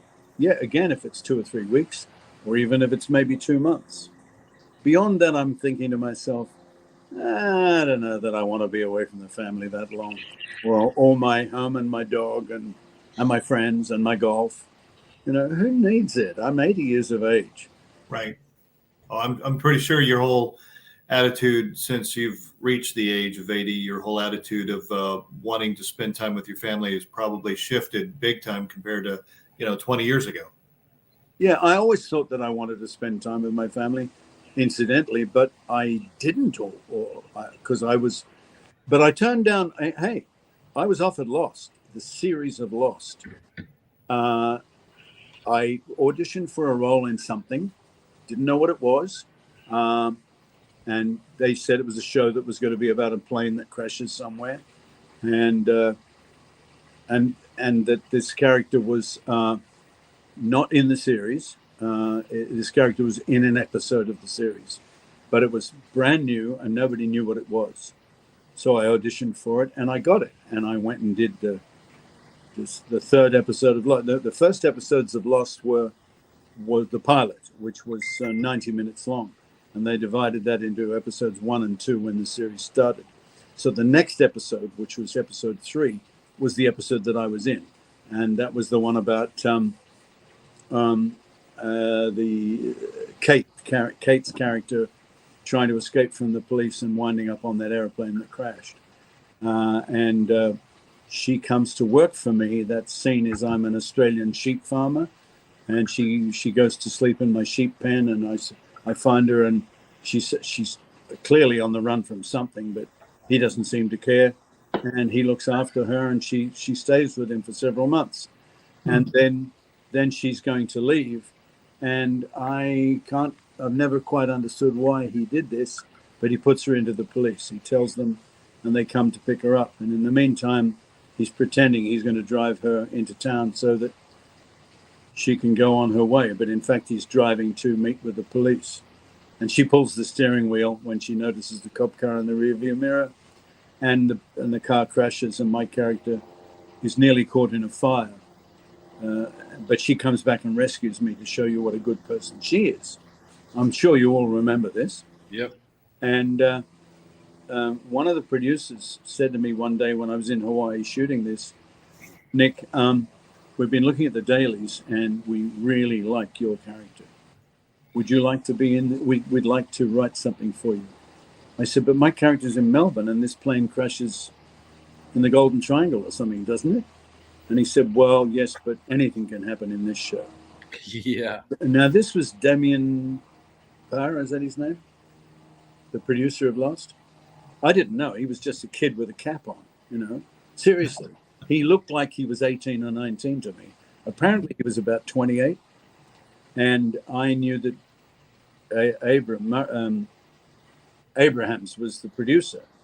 And that's not who was talking to me. It was this young guy that had been at the audition and, in fact, ran the audition. I didn't realize he was actually he was the top producer, the main producer, the showrunner of Lost. Linda Hall. And he wanted me in the show, and he offered it to me right there. He took me out to lunch when I was in Hawaii and said, we would like to write you into the series. I said, I don't understand. My character's in Melbourne. How could he possibly be there? They said, don't worry about that. Anything can happen in this show. Yeah. Well, I'd promised Jessie that it was her final year in high school. And like Tom, she was looking at going to university in another state somewhere. And she said, Daddy, and we were now back in Australia, living in Australia. She said, please, Daddy, don't go over to America and leave me while I'm trying to finish my final year here. So I promised her I wouldn't. And here I was being offered a show that was going to be shooting in Hawaii. And another big problem for me is that I've been long suffering with various skin cancers and melanomas. So whilst I go out in the sun, as you just saw I've got to be sensible about it and stay away from the potential of getting a melanoma that polishes me off. Incidentally, I just had another one chopped out of my back. Hopefully it will prove that they got it all. But I've had 5 melanomas, which is, I really shouldn't be here. And I'm certainly not going to push the envelope by accepting a television series that's going to shoot on a beach in Hawaii for 5 years in a row. So, and I could just see this thing was going to be gargantuan. At least I believed it was. And I said, no, even if it's just a year's work, and particularly this year, I can't come to Hawaii and leave my daughter. He said, I respect you, but I think you're making a big mistake. Well, he was right. In terms professionally, I made a huge mistake. I should have accepted it, because if I hadn't got cancer, I would have become as famous as all the rest of those people that were in Lost have become. But hey, my daughter loves me for it, and I love her all the more. Family's number one. Yeah, it's sometimes we have to say no to things. Yeah, and I wasn't in a financial pickle, so I could say no, and I'm even better off now because I got some Tesla shares. Absolutely. Yeah. How was your trip to Australia? The trip to Australia was wonderful. We usually go every Christmas, but as you know, for the past 3 years, COVID has been hell for everybody. It's changed everybody's life. People have changed their careers. Working from home now is the way to go. My son works from home, and he works for a huge company, and he's online all day long, walking around with headphones on. You walk into the room and he goes, he doesn't want them to. Well, they know he's working from home, but you can't have kids and phone calls and stuff interrupting business, or dogs for that matter. And he's since bought a house up in Topanga Canyon, way up in the wilderness. It takes half an hour to get to him. Very twisty roads. Lives at the top of forest, right in all that wilderness property. Mountain lions, bobcats. I was going to say dingoes. No, they're in Australia. The wild dogs here. Coyotes, yeah, everywhere. They're here. They come down the street here. If I come home at 2:00 in the morning in the Pacific Palisades, I see deer, I see coyotes. I've not seen the mountain lion that was here. Personally, I haven't seen it, but people have, the ring thing. This mountain lion walked up and he pushed the button on the ring thing with his nose. And it was a full mountain lion just around the corner from us here last year. And that was at about 3:00 in the morning. And so they're here everywhere, I've digressed, haven't I? I tend to always digress. It's okay. That's complicated asking me a question, because I'm not going to answer it. Not fully anyway. So I know you have a lot of fans. You still got a lot of fans that reach out to you? I do. The bottom line is that I do, but I can't answer everybody. That's why I asked when Eileen Skidmore and Phil Proctor, who ran the Nick Tate fan club out of England, right. I used to direct everybody to talk with them, because they could accumulate the most important and salient questions from people and forward them to me, and then I would answer them, and they'd put them on their website or email for me. And I've now asked Todd offered to do it, and I've asked Todd to do that for me. So and Todd has been answering questions for me. I don't know how many he gets these days. We also have not been able to remain very much in communication, especially through the period when I had the blood problem, because I just wasn't up to it, and I asked him not to. It must have been hard for Todd having to try and cope with fans asking questions and stuff when he knew I really couldn't answer. He would ring me from time. Todd, you have been wonderful. How you have been empathetic is the right word. You're a very dear man, and I value my friendship with you. Gordon, you too are a very wonderful man. Every time I've met you, you've always been so loyal and friendly and smart. That's what I do like about Space 1999. The people that have remained loyal friends to the show, loyal fans to the show, they're all very smart people. We don't have kind of moronic people who love the show. I don't know how or why, but I'm very pleased for it because I feel very privileged to have a fan base that is around so many smart people. Well, I'm afraid a lot of the more not so smart folks would call us geeks or nerds or something like that. So I don't mind. Hey, you know, Elon Musk is a geek and a nerd. So many of the multi-billionaire genius minds of our time are nerds. So welcome to the club. You know, absolutely. I'm not, but I'm not unhappy about it. I'm just saying that's probably why. yeah. So what now? There's this other thing, Todd, that you were telling me about with the thousands of people that go to that convention. What is that? Yeah, you were there in 2016, sir. Yes. Okay. And now tell me what involvement.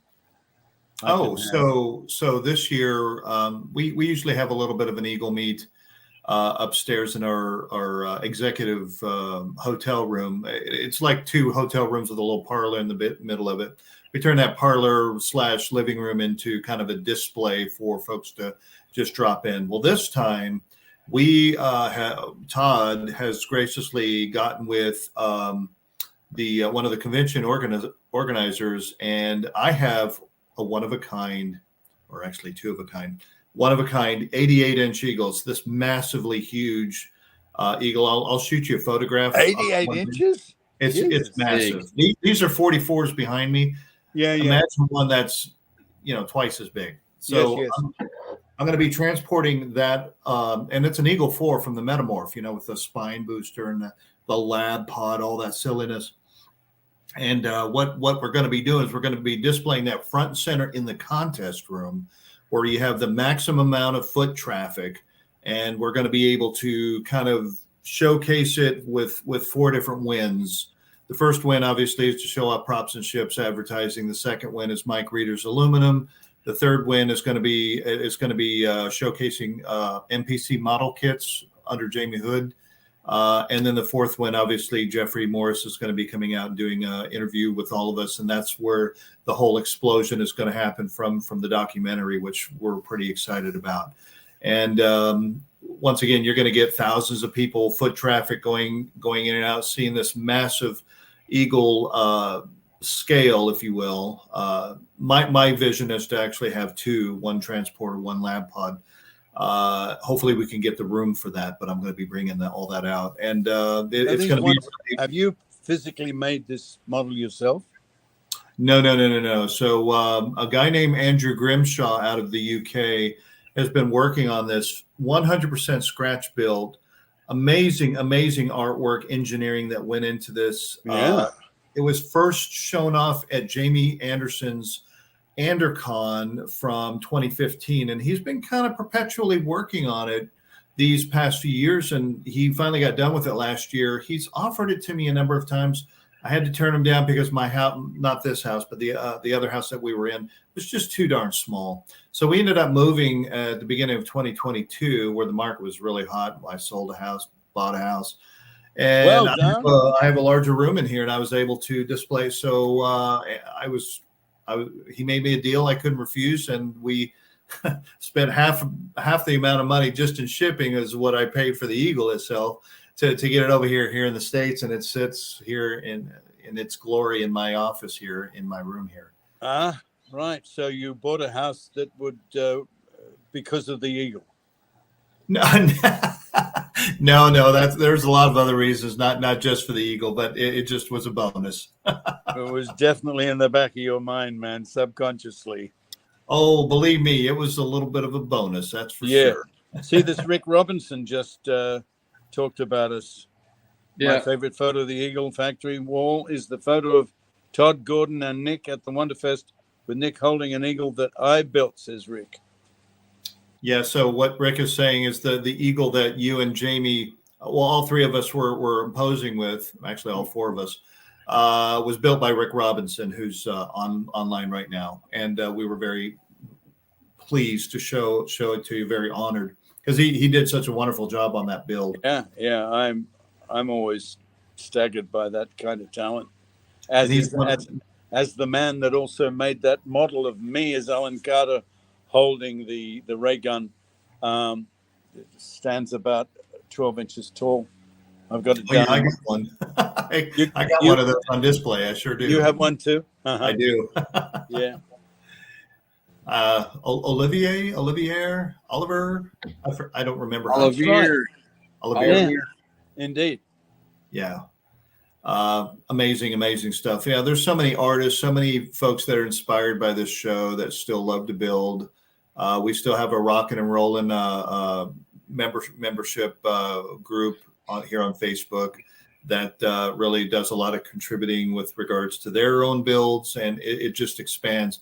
And do you realize, Nick, that MPC is now on product number 26 of Space 1999, the line, right? Another eagle has come out and it sells, and they're doing really well. A moon buggy kit finally came out, and they sell. They're doing really well with this whole line. So it's a really highly desired line.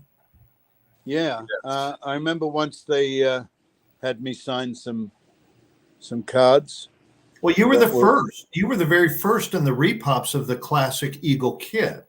You were the one who actually they wanted to focus on from the very get-go back in 2014. Well, it stands to reason that Alan Carter, that I'm proud to say I was, right. And that they'd want it.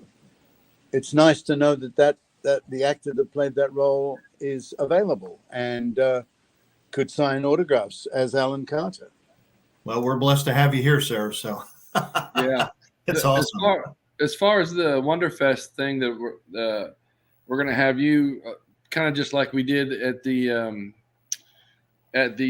conventions we did. We'll have a table for you to sign autographs, and then Jeffrey's going to be there, and you're going to probably be doing some interviews with him on camera. Yeah. See, Roy Belquist is just saying hello as well here. That's just Roy. Just Roy. Yeah, I've just popped him up there so you guys will know he's there. Yeah, indeed. Hi, Roy. Guys, I'm keen to help you with a promotional hello to people, saying that I'm going to be at your conventions, both of them now, and it might help a little bit that people know that I'm there, and I'd love to say hello to them. So both of them, what are you referring to, both of them, sir? There's I'm going to Warwick. We know about the Calgary 1999 with Warren Friedrich and Darren Peters. Yeah, but the second one.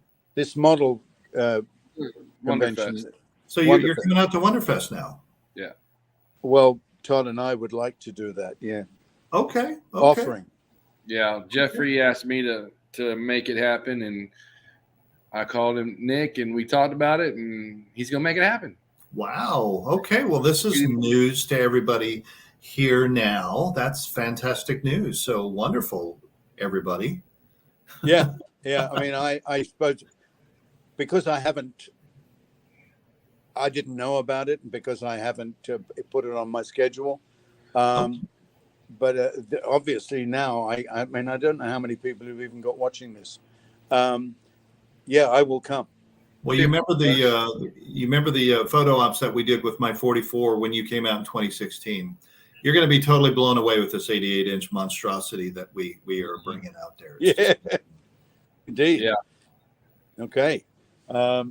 So 2016, you were there with Steve Iverson. He was the one that sponsored you to get to come over there. Oh, there's that big old eagle. I don't know if you can see that or not, Nick. Yeah, unfortunately, it's very small. How do I make it bigger? The picture. No, Here, I'll put him. If I tap on There we go. That's better. Yeah, right. Got it now. Yeah. That's a big That's what you'll be seeing. No, no, I'm not. I'm not looking at it. Where? It's Oh, there we go. Off to the left there. See my this- God. Oh, okay. Right. Oh, Jesus. Yes. That is told you it's freaking big. huge. It's huge. Huge. Yeah, those are the 44s right there. That's the 88. 72 inches is 6 feet. So that's about 7'6" or something like that. Yes, that is correct. Yeah. Yes, it's amazing. I can do math. I cannot. Uh-oh. So yeah, we'll so downstairs we'll have a couple tables. You'll probably sit at between me and Mike and Debbie and do autographs because so you get to see Mike and Debbie Reader. Gordon is going to be back and forth with the display. We'll get some pictures taken with you in the display, and then afterwards we all usually go grab dinner, and then we'll go up to the suite we have and hang out there with all the. We'll bring models, and other people bring models, and there'll be. I mean, we've had 50 people in there at one point in time, just walking through and checking everything out, hanging out. So yeah, as I've said to you in the past, and I don't know whether I said this to Gordon, if I come to any of these conventions, as far as I'm concerned, I'm there. I don't need to go and hide in my room and have what I know that a lot of sometimes some of the Star Trek actors were accused of. They would come and want to be in and out and do an hour up on stage, and that was it. Didn't want to go kiss babies and so forth. Not that I want to kiss babies, but as far as I'm concerned, if I'm there, I'm going to walk the corridors. I'm going to go in the restaurants, and people want to talk to me. I'm happy to do it. Why would I want to hide? I'm there for the folks, and the reason why you're asking me to come is because people have loved the show, and this is a tribute to them and the longevity of their relationship with the show. Well, folks definitely appreciate you. And sadly, Martin's gone. Xenia's gone. So many of the folks, Barry, Tony. I don't know how well some of the actors that I have seen at conventions in the last 3 or 4 years. I mean, I was nearly gone. So hey, but I seem to be on the way back now. Thank God. yeah, and I don't know how well they are, but they didn't look very well to me. And I keep hearing that, so and so has passed, not just from that show, other things that I've done. Sure. It's kind of weird when you get to this age. People are dropping off the perch every other day. And it's so, don't be surprised if I drop dead at the end of this conversation, because I know statistically it can happen. I'm in my golf club. Every other week I go and play a game of golf, and I'm in the seniors as well now. And people that were happy and playing and playing rather well suddenly died in their sleep overnight. You go, Jesus Christ, he was here last Sunday. That's what happens when you get to this age. Yeah. right. There's a use by date, and I'm well past my use by date.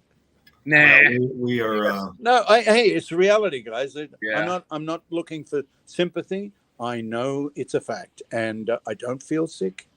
I'm feeling Even in great. our mid-50s, we are very observant as well. Yeah. Well, I never expected to get past both my parents' age. My dad was 63, and he was dead long before he was dead. He had a cerebral hemorrhage on his 60th birthday. Oh my! Well, because he was an alcoholic, my dad. And my mum lasted till she was 67.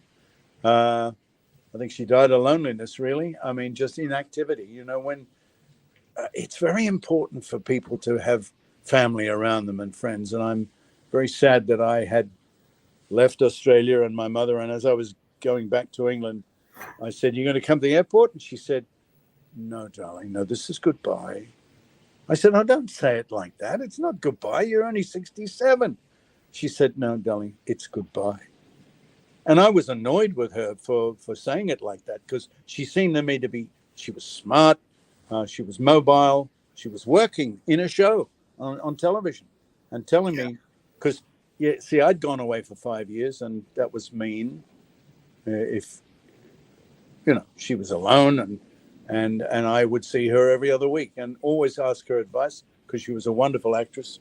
And she helped me with so many of my early productions that I worked in, reading lines with me and making me understand what it is when you read a script, and how people ask me, did I ever go to drama school? No, but my mother, being with my mother, who was a wonderful classic actress, every day of my life with her was drama school. So I was very privileged for that.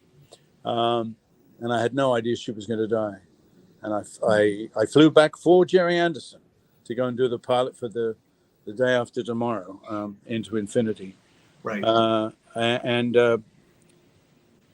Yeah, that was, I was flying. I would have stayed with her longer, because I'd finished shooting The Devil's Playground down in Melbourne. And I'd been with my mother for a week before I started filming that. Again, I hadn't seen her for 4 years. I was living in England. So I came back to shoot The Devil's Playground. And I had just finished Space 1999 for Jerry. And we were in hiatus. Or actually, the show was finished. They'd said, it's all over, goodbye, we're going to destroy all the sets. And then Jerry rang me up and said that he wanted me to come and do Into Infinity. And he said, don't be surprised when you see the sets, because he had, in fact, not destroyed them all. And he was using, bits of Space 1999 sets, although if he were alive today, he'd probably deny it. But that was what it was. And we can tell. you could tell, yeah, right. Yeah. Who's this? Roy Belquist. Oh, it's a blessing. Thank you in big print. Short and live, you share your time with us. It's really appreciated. Hey, listen, I just appreciate that there's even people in the world that remember some of the best days of my life, because most certainly was. I loved being on Space 1999. I really did. And even though Martin was desperate to maintain his say in the show, he treated me very well. And people said, do you think Koenig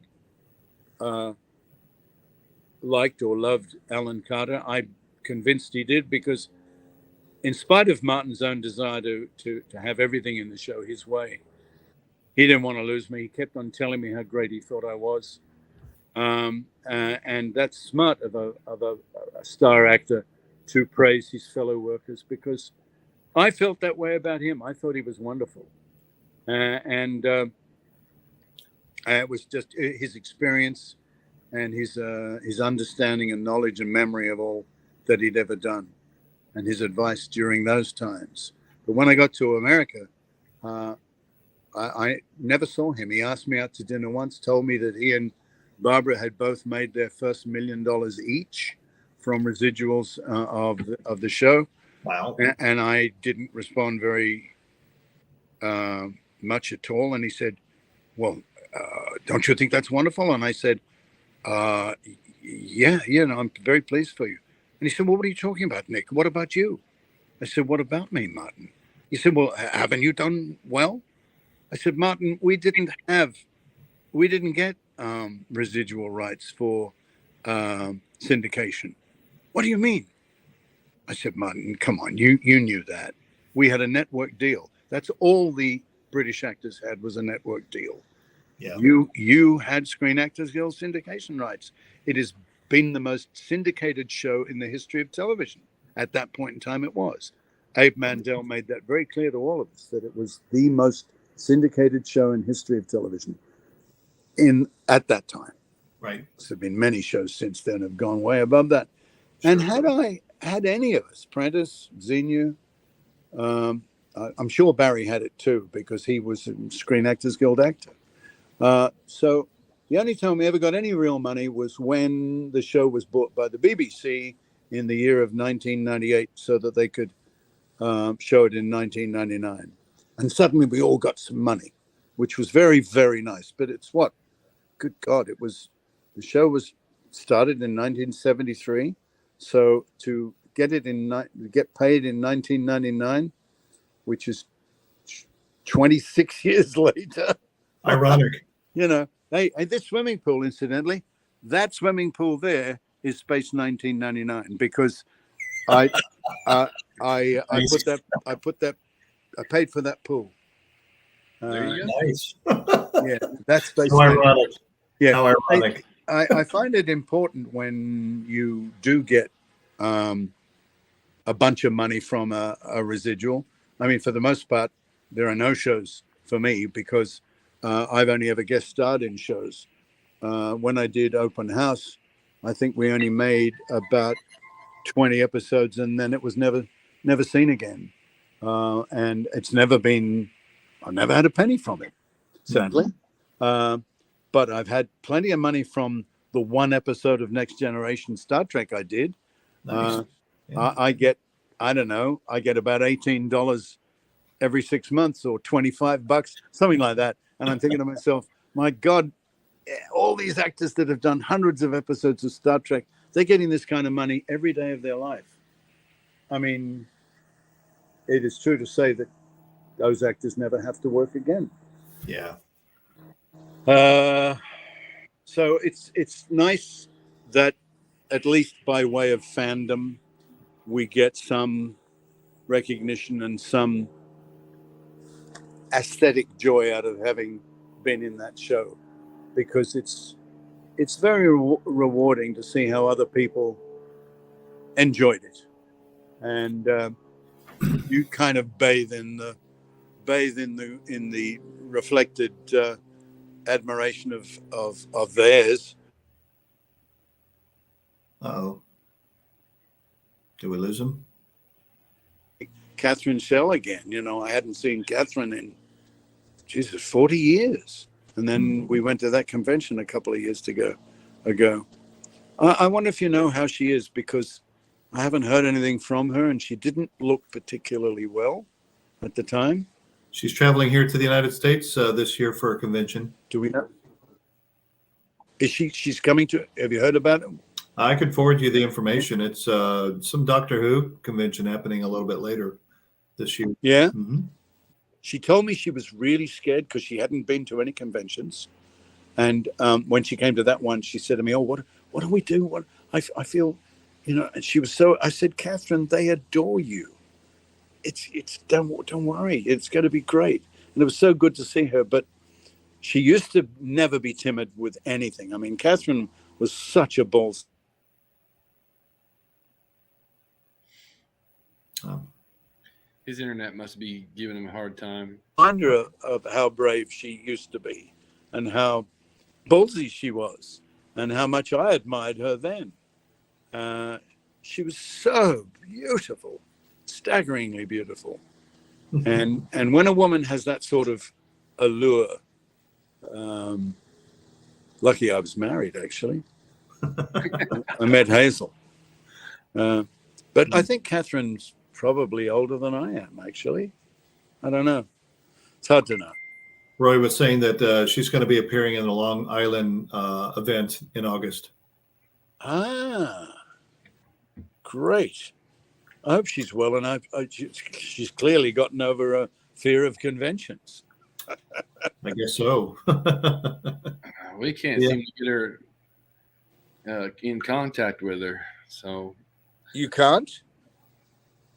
We've tried. Roy tried for our convention in 2019. Remember, she was supposed to do a video chat, and she didn't show. Yeah. Well, maybe she's got to see. Some people have a manager that says, well, she's not coming unless you give her $5,000 or whatever the fee is. I don't know. Right. I've never done that. I've never asked my manager to be involved in any way. The fact that people want to look after me and ask me to sign autographs and stuff is a bonus.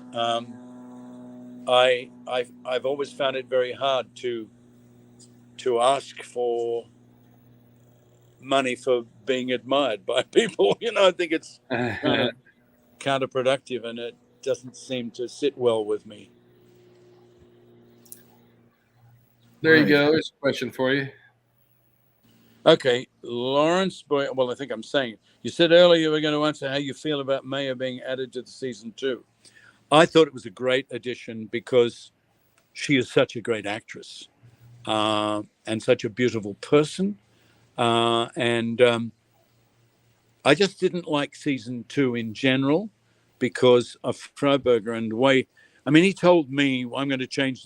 He said the show had no heart because when I first met him, I was asked to come in and meet him, and I hadn't accepted the series. I was out like everybody else was out, and then Jerry Anderson said, "Well, you know, we want you in the show." He said to me, "Nick, you've won." I said, "What do you mean I've won?" He said, "The fact that you know we hadn't written you into the show, but." Freddie Freiberger says his children liked Nick a lot, so he's decided that he wants to work with you in the show. I thought you'd think he might have worked that out beforehand, that Yeah, who the popular characters were in the show, and that to tell me that it was because his children said I was popular. I mean, you know, I think the God, fans spoke he for was that. he was such an asshole, that man. But he made a good choice in bringing in uh, a shape-shifting character into the series, because and I don't know if it had been somebody else, but even some of the shape-shifting sequences were very hokey, and some of the characters that he brought into the show were very hokey. There were some good episodes. I'm just not able to delineate episode from episode, quite frankly. It's gone into some long 3-year thing where there were good episodes and there were bad episodes, where there were good moments for me, where there were poor moments for me.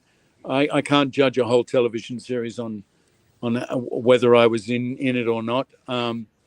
I think that Fred Freiberger was not the person to revive Space 1999, and in fact, it proved in history that practically every show that he ever went on, that were shows that he was asked to revive, he managed to single-handedly kill them. Yeah, because none of them was successful. I don't know why they picked him. I mean, he killed Star Trek. Yeah, he had an ability to impress producers of shows that he knew there were fans, that he was the person to revive the series and make it better than its shining heyday. Right. But in fact, the reverse was true, because he was just such an arsehole of a human being. And I, you know, you shouldn't speak ill of the dead, but I am. He never did me any favors, and he was such a liar. Anyway, let's get off him. But what do I think of Maya? I thought she was a great addition to the show, but they had well worked out before that this new character of Tony Vedici was going to be her boyfriend, and they would be the main young love interests in the series, which probably didn't sit well with Martin at all, because he never wanted anybody else to have that kind of physical ability in the show. But I think he was told early on, hey, Space 1999 is dead. It's not going ahead. Fred Freiberger wants it to go ahead, and these are the ideas that he has. Maybe he sat with Martin and said, come on, Martin, you know, we've got to get something other than just your relationship with Helena in the show, because that hasn't proved to have been the greatest love affair in the history of television. So let's try and you know, promote some young, good-looking couple, and I would think that Martin didn't agree to me being that person either, because he didn't care that I wasn't going to be in the show, or and if he had cared, he would have said straight away, no, you've got to bring Nick Tate back, but he didn't. I'm telling stories out of school here, but it's all fact. You know, there it is. And somehow or other, when they did their deep research into it, they decided that they had to bring Alan Carter back. And Jerry asked me to come down and meet with him and talk about it. And that's what I said. I walked into his office. I said, so what do you want to talk about, Jerry? And he said, well, you've won. I've won Right. what? What have I won? You're about. He said, we want you back in the show. And I said, well, today is Thursday. You're starting on Monday, right? He said, we're actually starting on Tuesday. I said, so in terms of business, it's business days, Friday, Monday, 48 hours from now, you want me to start back in the show. What would I be doing? He said, you'd be playing Alan Carter. I said, how many scripts have you got? He said, we have 7 finished scripts and 11 in the making. I said, and Alan Carter's not in any of them. Oh my. So what am I going to do? He said, oh, don't worry. Fred Freiberger will write for you. I said, what, you cross out astronaut and write in Alan Carter? Don't get me started, guys. So,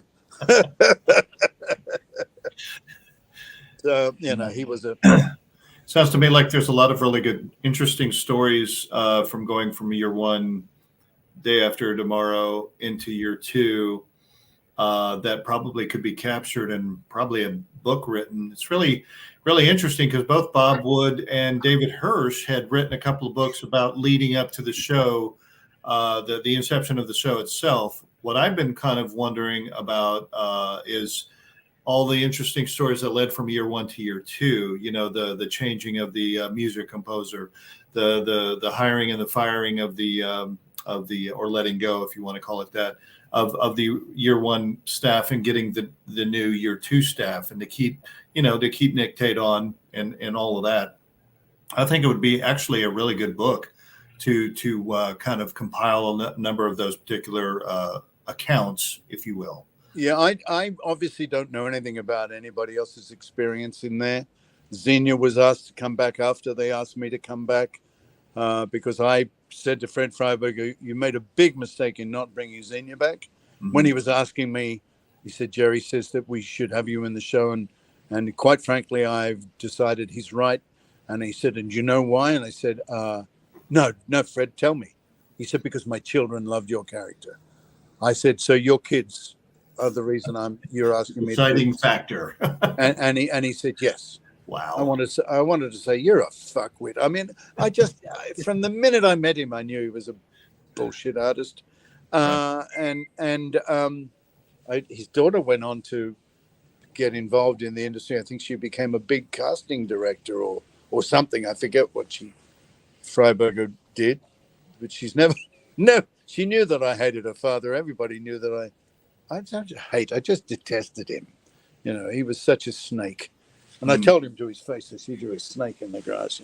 You speak, it's true. I became very Australian. I said, it's true what they say, what the American Indians say. You Americans speak with forked tongue. He didn't like that. So Joe McNally was asking, can I ask Nick who was the biggest practical joker on the show? The biggest practical joker? Well, I know that a lot of people thought I was. I know Martin was Martin was very funny. He would tell a lot of funny jokes. He'd do lots of Dracula impersonations. So I wasn't surprised at all when this film of Ed Ward came out and Martin played Dracula, because he was so good at that character. He was a wonderful actor, Martin. He really was. And Groucho Marx, he was always doing Groucho Marx. Now, Martin was good fun to be around. There's no doubt about it. Barbara was very quiet. Don't know why. If you could get her talking, and she would talk to me eventually. But, she maintained the position of being the female star of the show. Xenia was just a gentle little person who was kind of like the mother to everybody. She was so lovely. I bet. Sarah Bullen, who played one of those extra characters that never got a line, 1 or 2 lines, She was always promised by Jerry Anderson and, in fact, Martin Landau that she, more would be coming as long as she was fairly forthcoming herself. I don't know. I thought Sarah was lovely, but she did tell me later on that they'd all tried to hit on her, which I think is very sad, because they promised her she was going to be getting, scenes written. and I don't recall her ever getting anything. Right. Except that when she left the series, she got her own television series later on, because she was a really good actress, and she had to suffer, the entire year and a half of being on the show with nothing more than a yes sir or over there sir, kind of lines, and what a waste. Yeah. We No, I understand that. we needed to have developed more of the other characters, Prentice and Xenia and Clifton and Anton. They just weren't given the chance. Right. And that was a big mistake. Some of the television series that are on now have such great ensemble casts because people recognize the ability of keeping the interest of a show through the various characters and what they have to offer. But when you're constantly being left out, I was lucky. They needed that astronaut, whoever he was, the actor that was playing him, to get involved in. And if you didn't care about the character, then there was no drama in the show. Right. And the fact that Freddie Freiberger wanted to lighten my character up, I felt I was pretty light the way it was. Johnny Byrne and Chris Penfold and those people knew how to write for me and wanted to write for me. Oh yeah. But even though they wanted to write for me, as we all know now, Martin didn't want me to have Dragon's Domain, because that show was episode 7 in the first series, and I was going to be the one that discovered the dragon and had to fight it alone and vanquish it. And Martin saw the early draft of that, and he said, no, it's too soon for Nick to have that role. Koenig has to do that. And so I got knocked on the head in the first 5 minutes of the show, and I was in the infirmary all the way through. And I didn't know that for ages until it finally became clear to me when Sylvia told me to sit down and put a big scotch in my hand. And she said, Nick, you're not going to like this. But anyway, that's another story, another time. I don't need to reiterate that. Another time, another place.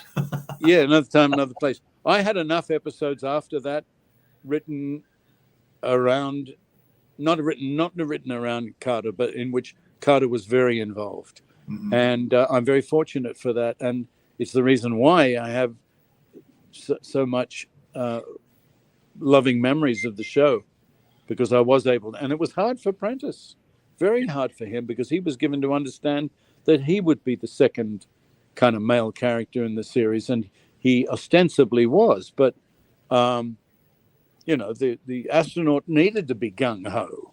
Mm-hmm. Otherwise, you don't have much of a show if he's doesn't have any balls. You've got to have somebody there that is prepared to give up his life for the other lead characters in the show. And Alan Carter was very much that sort of self-sacrificing kind of an idiot. Well, speaking of astronauts, Darren Peters asks, you spent so much time in spacesuits for the filming of The Eagle. Did you ever get too hot? And which episode did you enjoy making the most? Well, no, that's very funny. He must know. In the year 1976. Yeah, 1976 was the hottest year in history in England. And all the air conditioning broke down out at Pinewood Studios. I mean, Hyde Park, beautiful Hyde Park in London, completely dried up and cracked, and trees were dying and the grass was all dead. Hyde Park looked like it was Arizona. Great big cracks opened up across the park.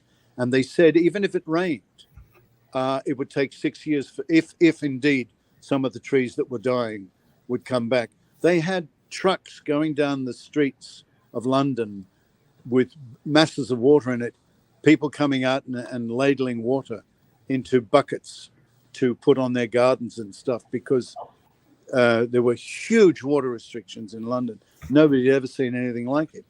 And stages M&L that we were working in, were the air conditioning broke down.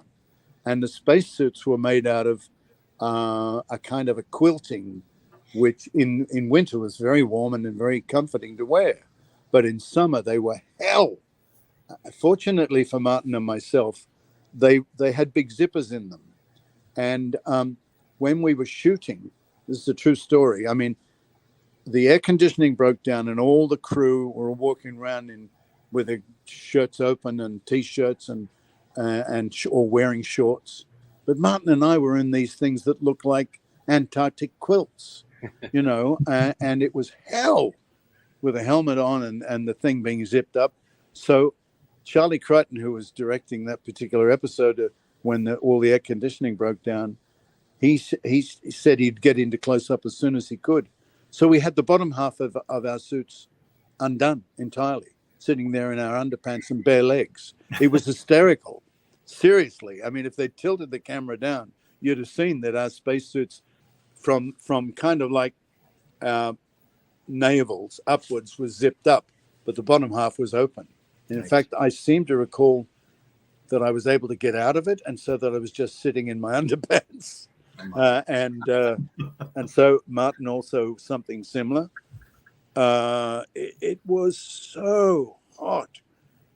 Fainting time. People were fainting all over the place, and the air conditioning did not work. And of course, we were very near Heathrow Airport. There was a lot of airplane sounds, and Pinewood Studios has always suffered from that. We're in the flight path, and Sorry. Nice. What is that? My phone. My son's calling me. Oh, okay. So was it? What the question was? Was it hot? Yes. Well, 1976 was insufferably hot. Incidentally, talking about, as I mentioned to you, people thought Hyde Park would never recover and the trees would all die. It rained. It rained quite heavily later in the year, and within 4 months, Hyde Park was back to flourishing again. Nice. And as happens here in Australia, I'm not in Australia. I was just in Australia. But you guys got a fair bit of rain over there in California. Everything should be green now. It is. It's very green. My son, I haven't been to his house since I've got back from Australia, but the back of his property, he lives right up there in Topanga Canyon. I've only ever seen dead, dry mulch up there behind his property. He showed me a photograph of his kids running through what looks like green fields. It kind of looked like the hills are alive with the sound of music. That kind of green, Right. And that's his backyard right now. Nice. The grass looks like it's 6 inches high. In fact, it's all rattlesnake territory. Ooh. He has to be very careful up there. Yeah, I bet he does. Something I don't have to worry too much about here in Virginia. Usually it's up in the Shenandoah Valley, down around the flatter areas towards DC. We don't have too many of those kind of snakes. There's a few, but not many. I was walking with Hazel at a kids' holiday camp. This when Tom was about 12. We went up where did we go? It was about 100 miles north of California, north of Los Angeles. I can't remember the name of the place, but it was a holiday camp where they were, and they said there were rattlesnakes there, so they had to be careful. But all the counselors kind of were made aware of that. And Hazel and I were walking at the holiday camp, and we were walking along, and suddenly I heard, and I looked, just almost going to step on it, and it was a curled up rattlesnake on the path, because we were out in the wilderness, The kids were down at a waterhole that we were going to, and I was holding hands with Hazel, and I gripped her and I pulled her back at the time, and instead of striking us, I mean, it could have. I mean, we were so close to it, and I was on the side that the rattlesnake was. Hazel was on the other side, but I managed to grip her because she was going to pass it. She was slightly ahead of me, and I managed to stop her. And I kind of almost had my leg in the air, and it just pivoted and pulled us away. And the snake just turned and went up the hill. Oh, wow. We got to the waterhole about 2 minutes later, and I told them, and they radioed somebody. And the next thing I know was, it was about an hour later, the guy comes to me and he said, here, he had a box with a rattle in it. He had killed the rattlesnake, chopped the tail off, and gave it to me. I felt terrible. I didn't want the bloody rattlesnake's tail. I wanted it to go. It didn't strike us. Right. Why should they have killed it? But again, and they went, well, it's either you or one of your kids. What do you want? I realized they're probably right. It was but I felt sad that the snake died on my behalf. There you go. There you So go. what was your favorite episode to work on? Do you remember, or do you have one? Several. I liked the one where we all went back full circle, and we were captured by those cave people. I remember. Well, I saw some. You guys look like you had fun with that amphicat, the moon buggy. What happened? You guys look like you had a lot of fun with the moon buggy, the amphicat. You driving around all over the place on set. Yes. But is this a separate question? No. Well, no. It was just an additional comment to the what you were talking about on the full circle. Yeah, and the another episode. These are, this is a bit mean of me to say this, but these are episodes in which my character had some real substance. I had a lot to do in Full Circle. Sure. I had a lot to do in, is it Journey to Where? Is that Journey to Where? Yes. Mm-hmm. Where we met our doppelgangers. No, that's another time, another place. No, Journey to Where is when y'all went back in time. Second season, Scotland. Oh, right. Yeah, absolutely. Yes. Bannockburn, isn't that right? I don't remember that. Yeah, I think it was the Battle of Bannockburn or something like that. Oh, yes. Yeah. And then the one about where Judy Geeson was the wife of my doppelganger. Yeah. Another time, another place. Yes. Yes, like that. Like the one with the little kid where I was... I played pre-Damien. Yeah, pre-Damien. Yeah. Yeah, Alpha Child. Yeah, you were really good in that one. Yeah. When I'm given an opportunity to do something, those episodes were a joy to me, because we were so seldom given episodes in which, and that's crazy because they had a wonderful ensemble company, but Martin always wanted the characters to be brought in, the star actor to come in and do their piece and then go. That guest actor was out and they either killed them or we weren't going to see them again. Right. It was a mistake not to elevate his ensemble cast to a position where they could all shine, because it would have made the show so much more enjoyable for audiences, I think. Because Prentice is a bloody great actor. Xenia was wonderful. Anton, marvelous. We had lovely people, all who had great ability, but just weren't given a chance to shine. Yeah, there's a little bit of really good action going on between Clifton Jones and Prentice Hancock in Main Mission from time to time. Yes, indeed. Clifton was, I say was, he is. Yes. He's still alive, is he not? Yes, he is. Mm-hmm. Yeah, I'm so disappointed that we didn't get to see each other again, but COVID nailed that right on the head. And I said to him that I couldn't wait to see him during one of the Zoom things that we did. Yeah. But I haven't been anywhere. Well, no, I just went to Australia for the first time in 3 years on an aeroplane. And Hazel got COVID on the plane. Man. So not good. Yeah. Other questions? I'm sorry, I haven't been looking at them, folks. There must be some frustrated people there that have been asking questions and I haven't answered them. Todd? No, most of them are just commenting on what you're talking about. You got the one that Darren asked. Yep. Most of them are just happy to see you interacting with us. Very, very happy, very privileged to see you. I'm very glad to hear that your family's doing really well. Thanks, Todd. Not Todd, Gordon. Gordon. Why it says Todd's Corner on your screen? Yeah, It's just up in that corner. That's his logo. Yeah, but it's on your screen, over you. Like, can you That's see just where? That's where the StreamYard puts it when I make a banner or a logo. Yeah, all good. Wow! Helicopter nearly landed on the roof. Oh wow. Guys, I'm going to have to go. Yeah, we're gonna have to. Yeah. Please let me know about this other convention that you're now saying that I should come to.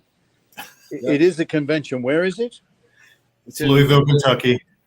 Louisville, Kentucky. Yeah. Yes. I would like to, and as I said before, I'm only too happy to make a promo for these things, so that the folks that haven't seen me or would like to see me and might otherwise decide to come or not come, I can say hello to them. I mean, it need only be 30 seconds or 60 seconds. I'm a bit long-winded, so you can write me a little. You can write me a little blurb about where it is and what you want me to say, and I will do that. Absolutely. Yep. Well, this is wonderful news. It's be wonderful to see you again, Nick. Thank you. I will send you the dates and information and everything so we can get you lined up. Yeah. Okay. And great to see you too, Gordon. I mean, I see Todd quite often.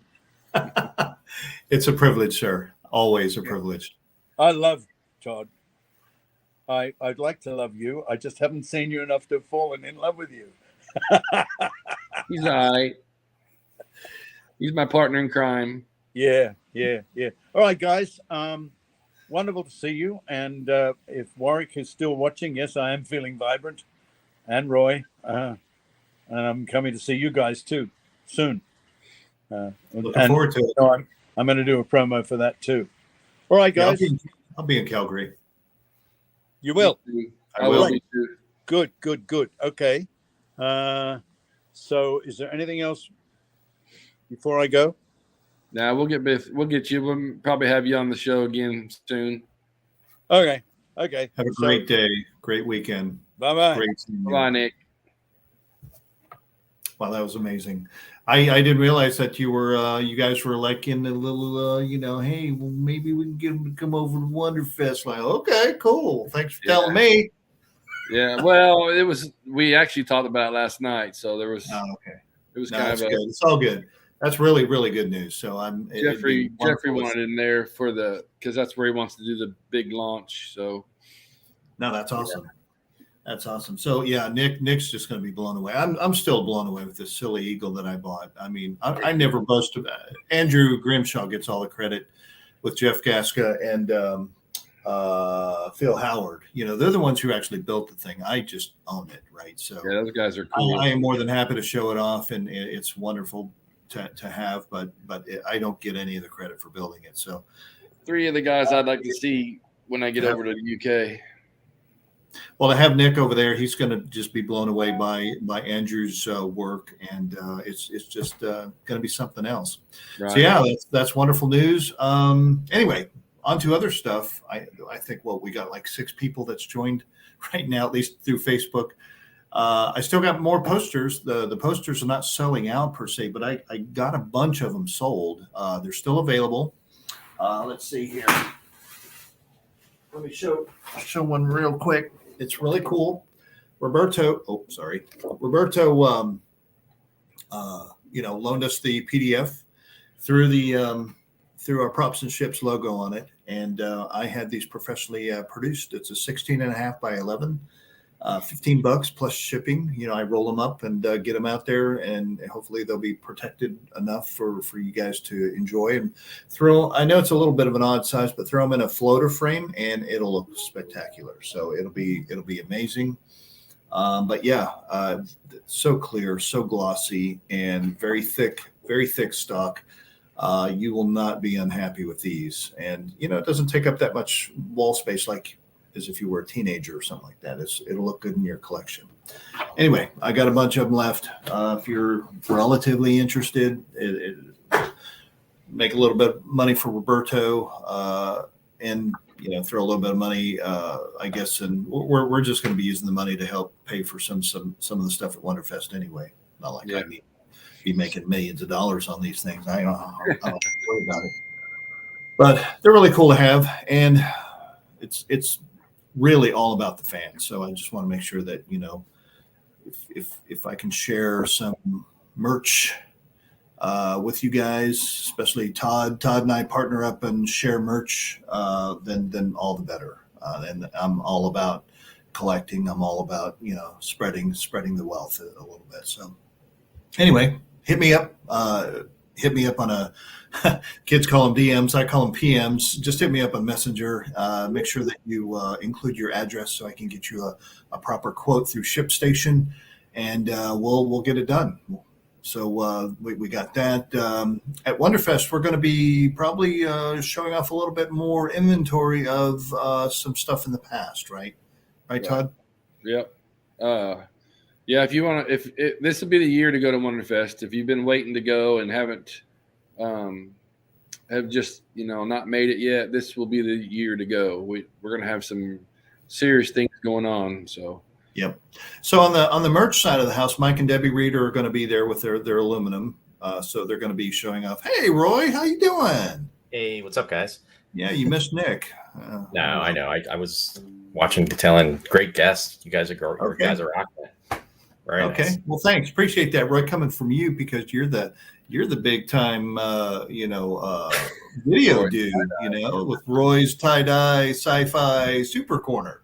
That's right. There you go. There you go. Todd's corner, Roy's corner. I should probably come up with Gooch's corner. No, I'm not going to do it. Sorry, not going to happen. Sorry, I'll just. You always have your corner right there. You're always right there.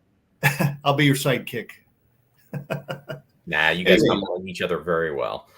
Anyway, so I appreciate that. So we're gonna Mike and Debbie Reeder and their aluminum wares are going to be there at Wonderfest. We're gonna have probably some good Comlock stun gun ornaments that are unfinished. We're gonna have some future stun gun kits. We need to make sure that we get the rest of our orders delivered to us that I've already paid for. Todd. Yeah. And then we're going to have a number of we're going to have some leftover UPCM kits at different scales. I don't think that I'm going to be producing too many more of those. I just want to sell out what I had produced and paid for. But those will be at Wonderfest, as well as some other Christmas ornaments. So I still have a crap load of the Series 2 Christmas ornaments of the thruster, the CM, and it's like a 4-pack of really cool, of like an astronaut helmet. It's really cool. Yeah. And then what else have we got going on? There's going to be some other wares that I think Todd's going to have in his coffers that he still needs to pretty much sell. We're working on some stuff. So from that perspective, yes, it's going to be spectacular. From a show perspective, you all heard me talk about it.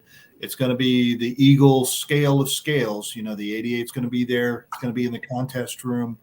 Todd was gracious enough to secure with the convention organizer the contest room corner next to Fine Scale Modeler magazine. They usually have their photography studio, like mini studio things set up right over there. We're going to be next to that. In that nice corner, it's going to be the 88. We're going to have a 44, 23, 22, 14, 12, 10, 8, 5, and maybe even a smaller one than that. If I remember all of them, they're all the Eagle 4s, right? Roy's favorite, right? It's going to be spectacular. It's going to be awesome. That is my favorite of all favorites. You know it, Gordon. That's right. Well, come on out, Roy. You need to bring the year. No, I know. In fact, I was talking to Sherry about it. So because our anniversary is that weekend, but she's being really gracious. So I was just talking to her about it yesterday. So she doesn't want to miss the convention. So well, now that Nick Tate's coming, did you hear Nick Tate's coming out? Go on. I did hear that. How awesome is that? I didn't know about this. That's like a bonus. Yeah, I heard it here on Todd's Corner. Nobody's telling me. What we Nobody's do. telling me nothing. No, I'm just kidding. I'm messing around. Gordon, No, but that's Gordon actually, didn't get the memo. I didn't get the memo, right? Hey, Nick McCarty. Hey, I Nick. was out late last night, guys. So It's all good, man. It's all good. Those I late get night home at 2 conversations are o'clock really in the good. morning. Oh, wow. Oh, wow. Yeah. So in addition to the Wonderfest announcements, and in addition to that contest display where we're going to get all the foot traffic, if you're also tuning in, make sure that you come up to our room. We're going to have hopefully the bigger, fingers crossed, parlor of what they call I call it the executive suite. It's basically a huge living room, dining room thing that's attached to the hotel room. Yeah. What we do is we move the couches out of the way, put tables in there, and just turn it into like the Eagle Meet, of the United States. And basically we kind of share our wares. Keith Mayfield of Katsucon is going to be coming out again.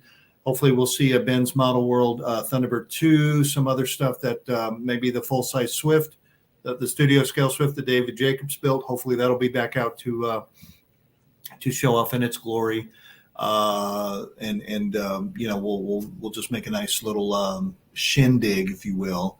And it's going to be spectacular. So I'm saying, come on out, one and all, see what you can do. We don't ever charge. We should probably start charging, but we never charge anybody to come on up to the hotel room. And the Crown Plaza doesn't do and I hope I'm not being forthcoming, but they don't do the security like they do the security in some of these more modern hotels, to where you're not allowed to go to certain floors unless you're on that floor with your room key. Yeah, they've been doing that. As a matter of fact, when I went to San Antonio this past December, you cannot go to any other floor except for your floor with your room key. And they got a little prox badge thing right there at the elevator that allows you on there. So they got security here. A little bit more technologically advanced, but I don't think they're doing that at the Crown Plaza. So come on up. So what you're saying, Gordon, is you don't need your comm lock to get up there. Right. That's correct. Yeah, you don't need bring it anyway, just in case. Program. Yeah. Had to have that little tie in there. I see Eric Longstreet. Hey, Eric. My battery is about ready to run down. We've been on for 2.5 hours now. Yes, we have. This has been a fantastic show, Todd. Thank you again for inviting me to be your partner in crime and to do Todd's Corner. Yes, sir. And Roy, as always, it's great to see you. Next week, we'll be doing a show from here live with me and Gordon. I'm actually traveling out there. I'm going to be helping Todd set up Morton Museum again, because Todd's in his new place now. That's right. Again, another new place. We're gonna get him set up properly so we can actually have a good museum. It's going to be great for when Jeffrey Morris goes out there to check out his wares and do the interview and everything else for the documentary. And it's going to be a great weekend. Yes. Yeah, there's a lot of exciting stuff coming on. In fact, guys, I want to have you on the show too, and maybe we could do that sometime in March. If we can plan on that, we'll do that. Lovely. I've been waiting to be on that show. All right. I ain't never been on your show, Roy. You never invited me. I just did. Okay, well, thank you. Yeah. Well, thanks for having me on today, guys. No. Yeah, no problem. Privilege is ours, man. Yeah. I mean, Roy's tie-dye sci-fi dude. Yeah. Man, I am so psyched. I got to go to a Super Bowl party tonight. Oh, that's true. Tonight's my boy is a huge Eagles fan, and I kind of like it too. It has something to do with Eagles. I'm a big Eagles fan too, just to let you know. Yeah. So we're gonna go watch the football at the Super Bowl at his house. That's awesome. So, well, go Eagles, I guess. Yeah. Who are they playing? Kansas City? Yeah. Okay.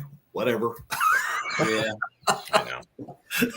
I'll root for the Eagles because my boy's a Eagles fan, and I've got a shirt that says Eagles on the front and #1 Dad on the back. So. Oh, that's cool. So the one thing that I can only say about the Super Bowl is that I guess John Travolta is doing a T-Mobile commercial. It's a little bit of a commemoration towards Greece and Olivia Newton-John. So you'll probably like it. It's really cool. That is nice.